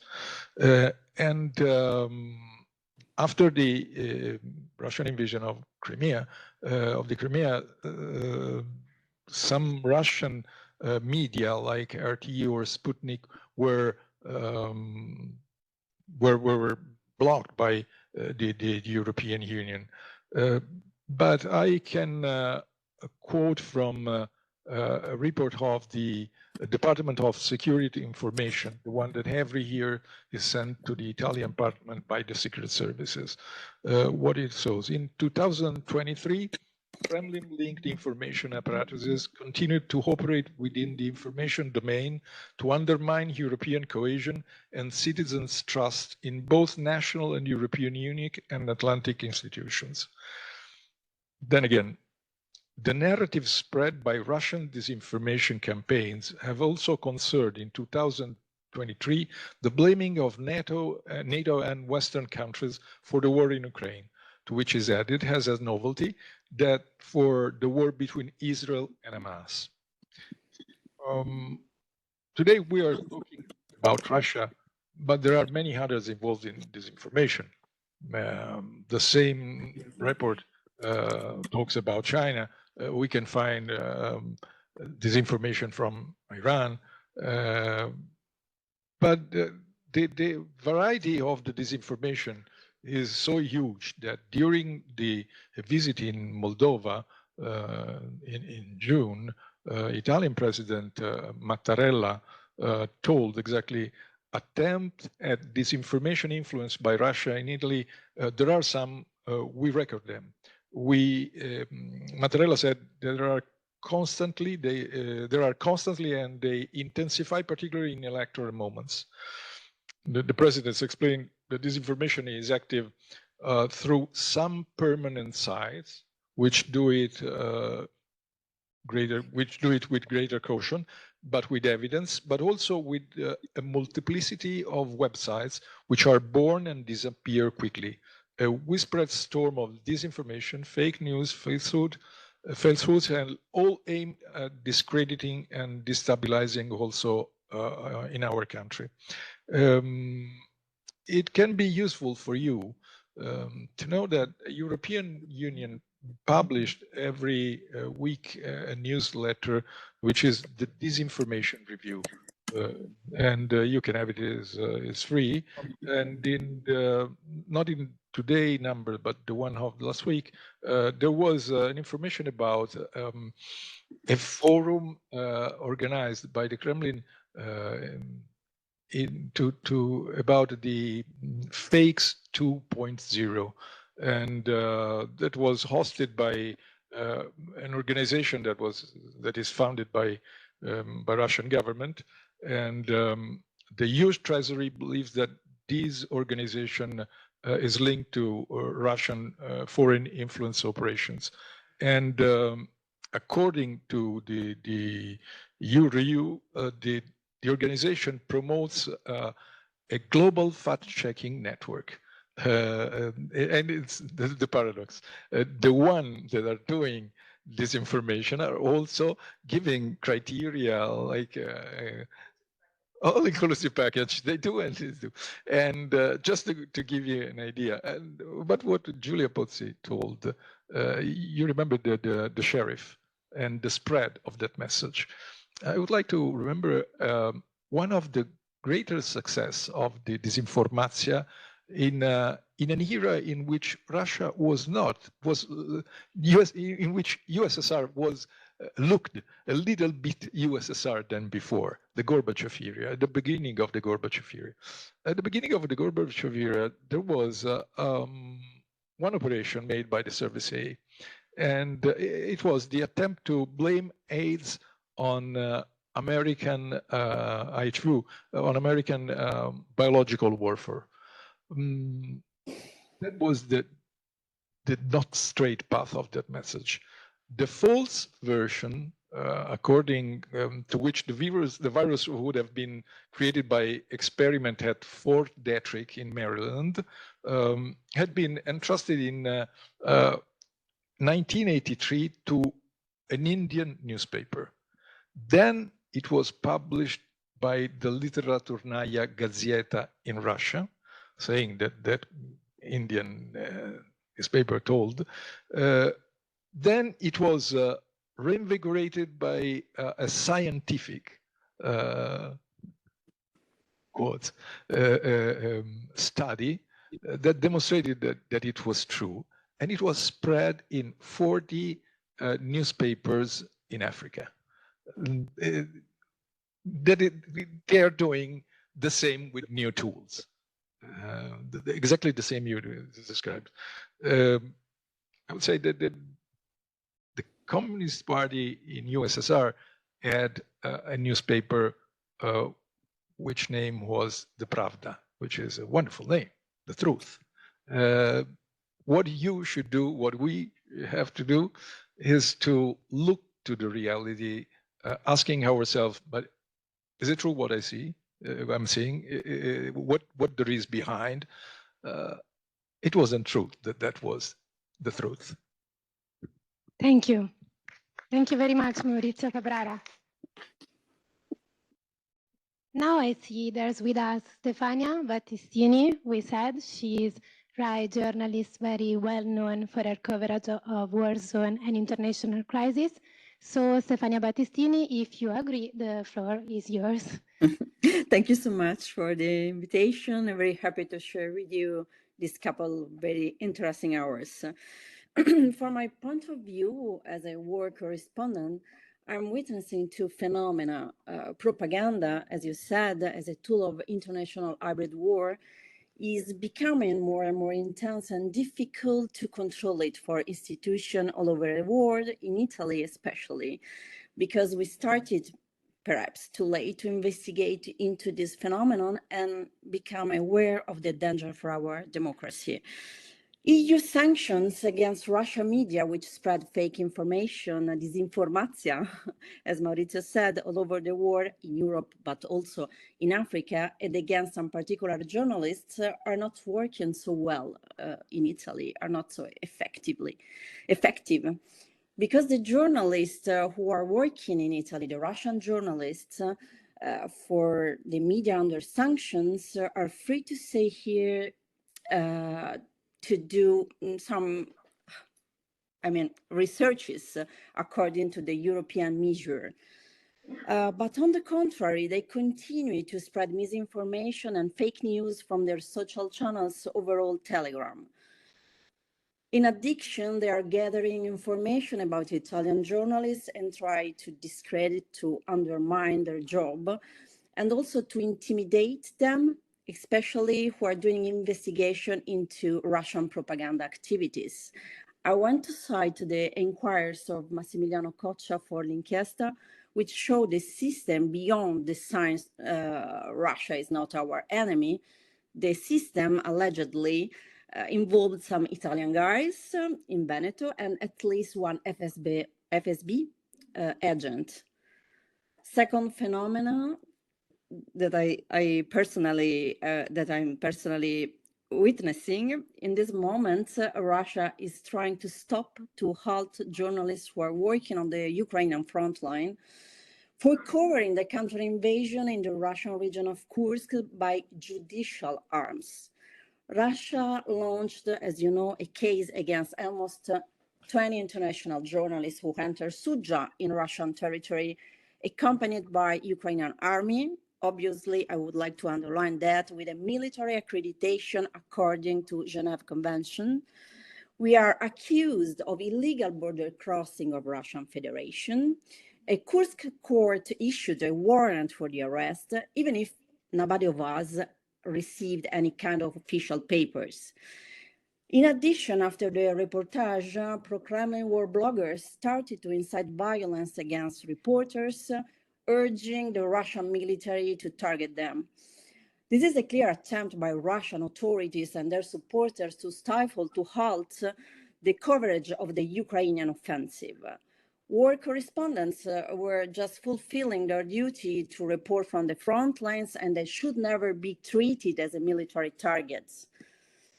Everybody knows that targeting journalists in a conflict zone is a war crime. So Russia has repeatedly disregarded the rules of war, leading to the killings and injuries of many journalists since its full-scale invasion of Ukraine. I think that this legal threat is a tool to control the media narrative. It appears a ploy to deter other news outlets and reporters from daring to report the facts from the ground, on the ground. Within Russia, the state has strangled all independent reporting on the war by enacting military censorship laws, shutting down outlets, imprisoning journalists, and forcing those who want to report accurately to flee the country. So now we are living a lack of information about the Kursk battle. I would like to underline, I'm just finishing, I would like to underline that on the contrary, at the beginning of the war, a lot of international journalists, also Italian journalists, were embedded with Russian army while invading Ukraine, and they reported from Ukrainian city, like, for example, Zaporizhia, nuclear power plant of Zaporizhia, or Mariupol, occupied by Russian, free to report with any consequences. Thank you. Thank you. Thank you, Stefania Battistini, for your speech and for sharing with us your experience. Now, to keep on staying on the ground, talking about everyday life experience of journalists, I'd like to ask to Yevhen Fedchenko, but we move from Italy and Russia to Ukraine. So what are the main trends in Russian propaganda that influences Ukraine information sector? Thank you. Thank you so much, first of all, for inviting me to participate at this panel. Stop Fake is engaged in fighting against Russian disinformation for the last 10 years already. And I want to encourage all of you to follow what we do, because we have already more than 6,000 stories debunked in different languages, including Italian, by the way. So I also encourage you to look into that. But also, besides just using journalistic instruments of verification of information and debunking and pre-bunking, we also do quite a lot of research, because it's also a part of the school of journalism. So it helps us to get the kind of holistic picture of what Russian disinformation is, who are the main actors, which main platforms they are using against Ukraine, but also at the global level. We now very actively work with some Black Sea region countries, but also we are very active in Mediterranean. For example, we have a Spanish language hub working in Spain, but also for Latin America, in France as well, in Turkey. And also we were quite successful in mapping the main narratives of Russian disinformation. So we know exactly what to look for.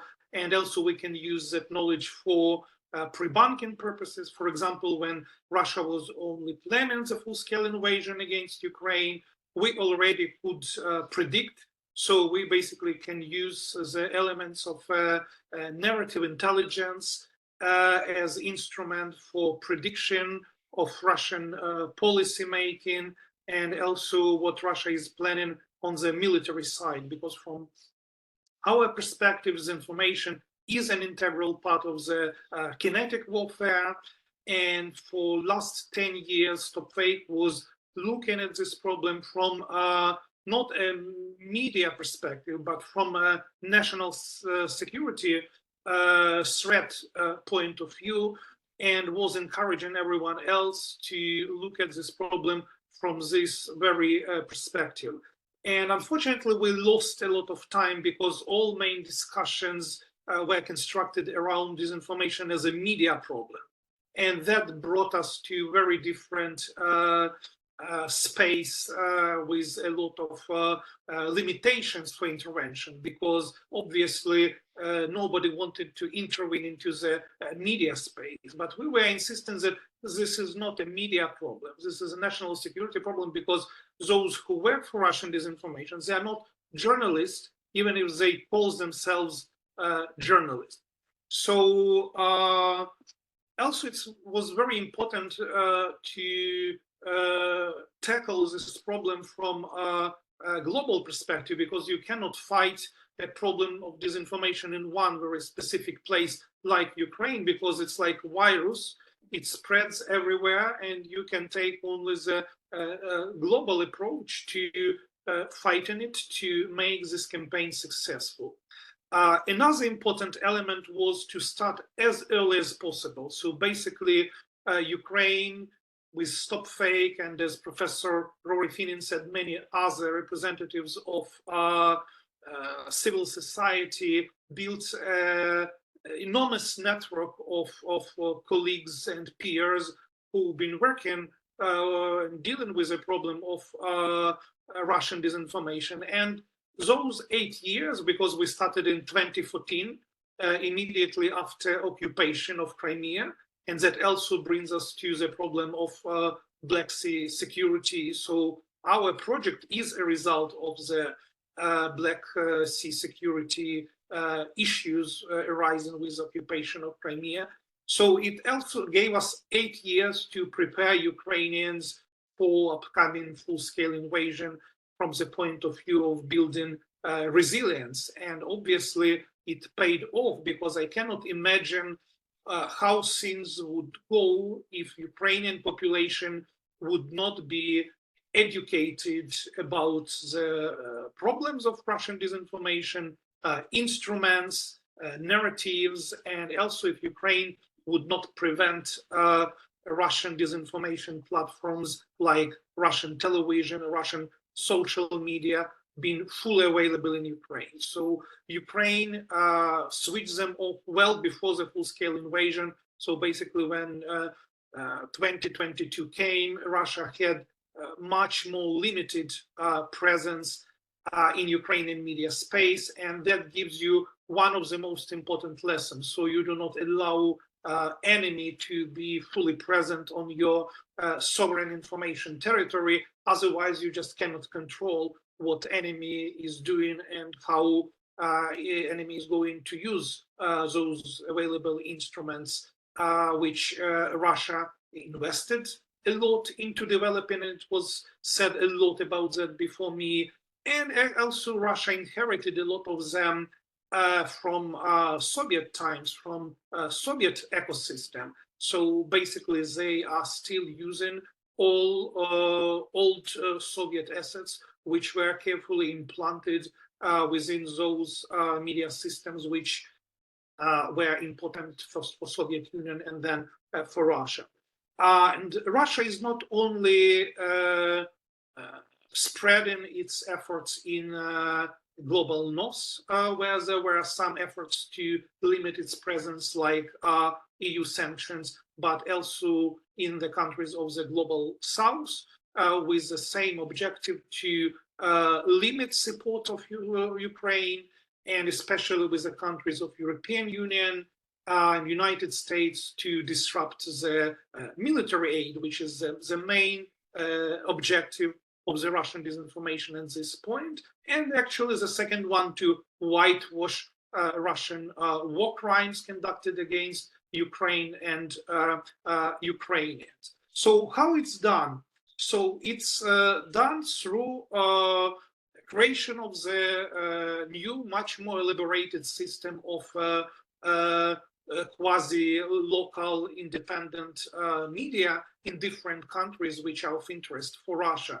So they are not belonging to those well-known networks like RT and Sputnik, but they are really grassroots, and they would be based in Italy, in Spain, in France, and it makes them very difficult to detect, to monitor, and especially to sanction in any way, because they're looking like the organic, legit part of the national media systems. Also, Russia uses more and more local influencers and local journalists, which also make it much more difficult to put pressure and limit the impact, because they also look pretty much like organic part of the local media system. This is a huge challenge, and Russia knows how the Western countries are sensitive about any influences on the media systems, and they portray it as a fight against independent media immediately and against freedom of speech. Also, Russia is weaponizing available instruments of fact-checking. If you would go to the Russian Foreign Ministry website, you would notice that they are also fact-checkers right now, which makes the situation absolutely absurd.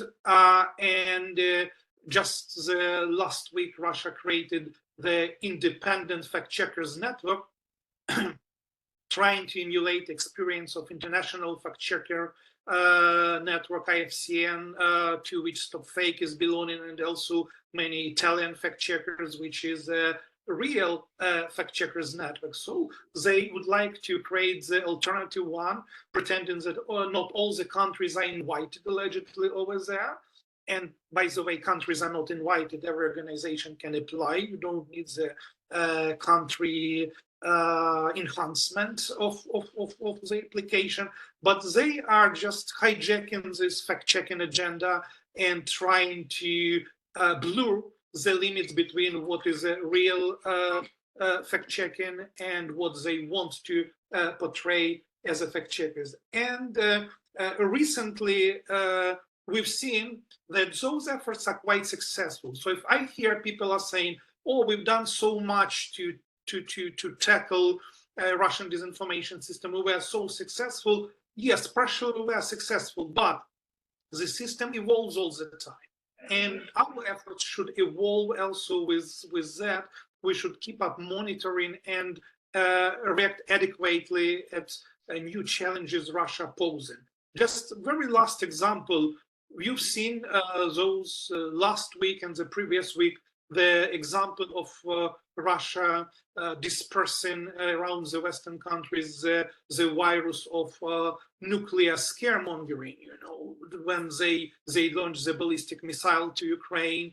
And actually this demonstration was not for Ukraine. It was the Western allies and partners, and saying that if you would not stop supporting Ukraine, we would do the same with your countries. And then they demonstrated on TV the map with Russian nuclear missiles flying towards Paris, Berlin, and many other European capitals, and saying that's quite realistic if you would not abandon Ukraine, or you would not start pressuring Ukraine to sign peace at Russian conditions. So it was successful. Unfortunately, we've seen in many countries in social media sector especially that those nuclear scare schemes are working very well, and it's a last resort weapon for Russia and Russian disinformation, but they're using it. And unfortunately, people are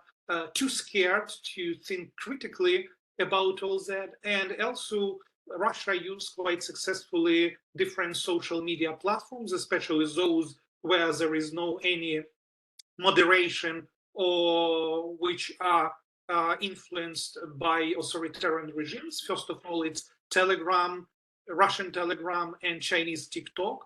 And it was already mentioned on the previous panel, the impact of TikTok on Romanian elections and the enormous amount of money and human resources invested by Russia into this, demonstrating how social media can become the decisive instruments which Russia and other authoritarian states are weaponizing to maximum, and will be doing that even more. So we need to respond adequately, respond organically, respond holistically to all that. And we should understand that, again, this is not the issue of good journalism versus bad journalism. It's not journalism at all. As I said, it's a national security threat, and it's not only a threat for Ukraine. Russia is looking at the global scale, is exploiting those weaknesses at the global scale, and if we would not change our pattern of fighting it back, unfortunately, we can lose. So this is my last point. Thank you so much for invitation and your attention. Thank you. Thank you, Yavan Petchenko. Thank you to all of our speakers for being with us. We are a little bit late, but I think there's like a few minutes for one or two questions, if someone has, for all the panelists, of course, who are still with us. So if there are questions, that's the moment.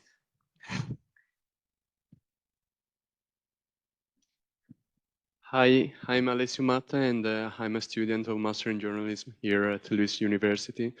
Are there any legislative measures that we can take to prevent the big advance of disinformation by Russia?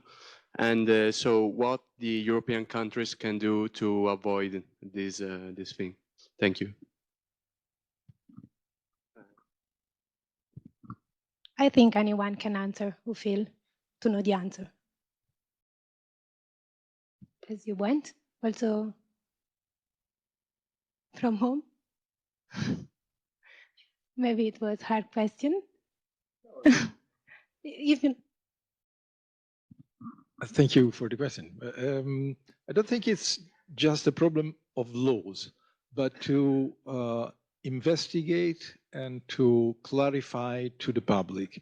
There is obviously that can be possible that something can be changed in the norms, but I think that the most important thing is to have antibodies in the society and the possibility to recognize, to, for example, maybe if a law is necessary, is to introduce in the programs of the schools something that teaches to the young people, and it's mandatory to know where you are when you are on internet, and to know where you are on the websites or social networks. As in a metro subway, you are in a place in which you have the nun and the thief, the doctor and the criminal. You can have several messages, and you have to distinguish if you have to go with someone, trust in someone or not. And so the most important thing is the resilience.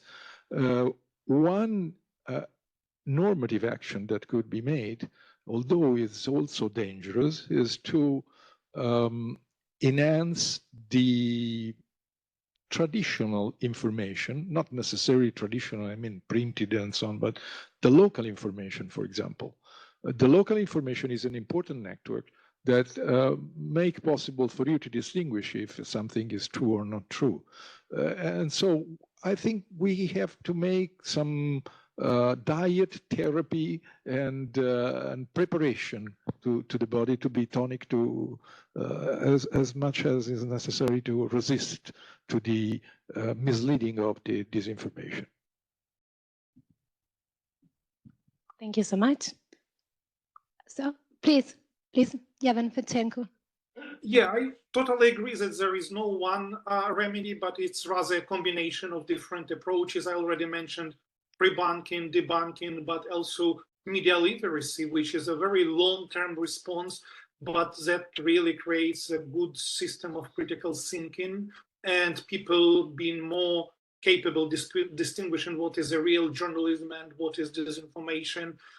For example, according to the latest polls conducted in Ukraine, Stop Fake is recognized by 18% of Ukrainians, meaning they're using it on the regular basis. So it's very interesting because fact-checking organizations would never compete before with normal media.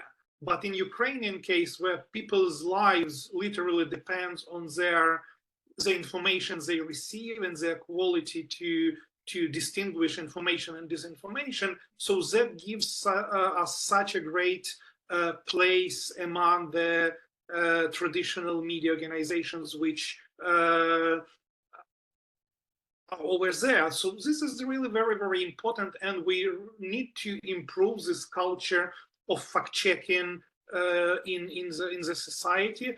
Not because we teach not to trust to media, but the opposite. We actually open the space for the normal media, which is now more and more occupied by disinformation. Thank you. Thank you.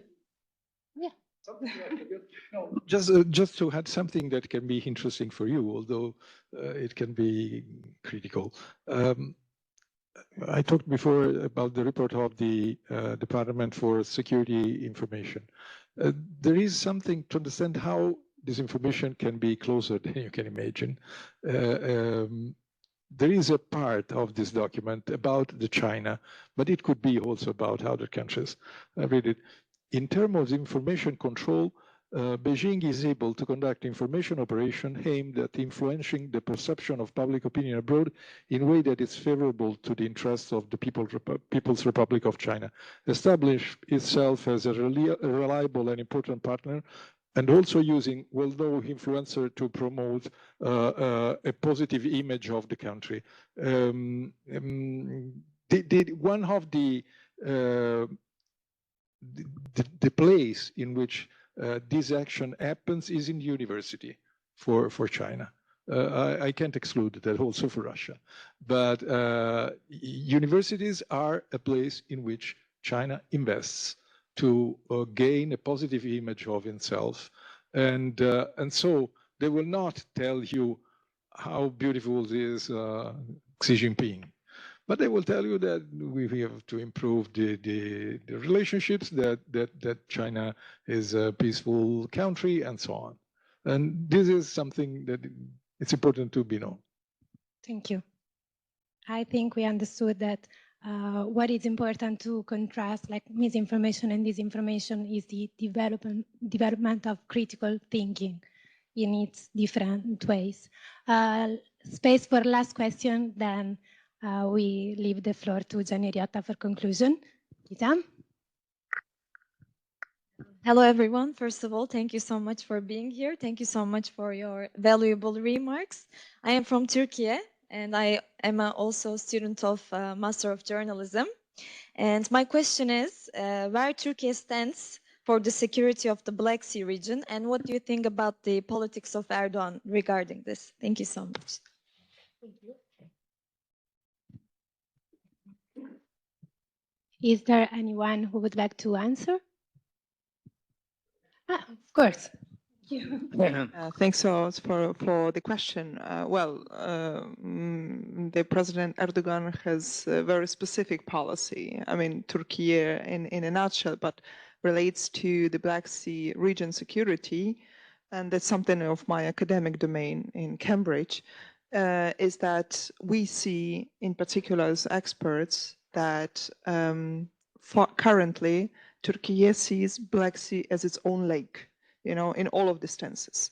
And therefore it creates a lot of problems when we think about, you know, maritime security and of course free navigation to some extent, because Turkey interprets Montreux Convention that we haven't mentioned before, but it's important to mention, in a specific way, that only that the ships that according to the Montreux Convention and according to the Turkey interpretation are valuable to pass through Bosphorus and Dardanelles, which literally imposes some of the implications also for us. And at the same time, Turkey played a big role in the Grain for Ukraine deal, and let's not underestimate the potential that Turkey is having. What we are thinking and plausibly future like kind of imposing, and that's particularly that I'm trying to understand, that Turkey allows the Black Sea security to be a complete one. you know, for all of the countries being there, and Turkey is a NATO member state. Well, so therefore, important vote, especially that, well, not only in Brussels that took name into Ukraine NATO Council that was happening 2 days ago, and actually, yeah, 2 days ago, but in specifically for the NATO representation of Turkey, and basically thinking how, and here I would like to also zoom into future Black Sea security for the US, because US has a Black Sea actually strategy, and potentially that will be a piece of cake for the newly president elect of the US, if it will be in his interest to consider also with Turkey being one of the NATO member states and littoral states of the Black Sea region. Thank you so much. Thank you. Thank you, Gizem. Thank you, everybody. And thank you to our friends connected from Ukraine and the Stop Fake. I work with them while I was working in Ukraine. And thanks to Antonio and Eleonora and, of course, Oksana and all the friends at the Ukraine embassy here in Rome. And thanks to all of you and all the speakers, and Stefania Battistini that is doing such a terrific and against the grain work in Italy, in Europe, in Ukraine. And I wish I had seen more solidarity of Italian journalists. Italian journalists give solidarity to every cause in the world. And I appreciate that. I wish I would have seen a little more the organization, this historic organization of Italian journalists, indignant to protect the work and the well-being of Stefania and her colleagues. I'm positive. I'm very optimistic. You know, I'm the only living Sicilian optimist around. When I die, all the Sicilian optimists will be erased from earth. So I'm positive that we'll see this indignation in the next few months. Today is not the start of our work. We have worked on these issues a lot, but I'm very pleased with what I've seen today. I've learned a lot from all of you, and we'll re-meet again next year. On different issues, on different theaters, but the job that Luis will continue to offer you, and of course I thank the friends of the Italian Digital Media Observatory for being supporting us with all the partner, RAI, team, T6, and of course NewsGuard. And we are so pleased to have you here as always, and keep following the fantastic job that NewsGuard is doing in the United States, in Europe, because they are really one of the best organizations fighting from day one disinformation. The people that work so hard here, Luis, Elisabetta Panico, and all our friends, Federica Urso and Giulia Porcelli, and of course, Gianmarco Passarini and Elena Gianfilippo. I don't see her, but she should be somewhere. And they are all been working on this for quite a while. It is going to be a very difficult time. 2025 will be a very difficult years for all these issues. This will be a long fight. I grew up during the Cold War, and I was always convinced that the Cold War. I don't see Antonio. I was always convinced that the Cold War. When we discuss about the Cold War, we always see the adjective cold, and we never see the substantive war, but it was indeed a war. So there will be another long period of conflicts ahead of us. There will be very dark days. There will be better days. The ending, it's great. Our values will prevail, and the values of darkness, intolerance, injustice, and dictatorship will lose. Grazie.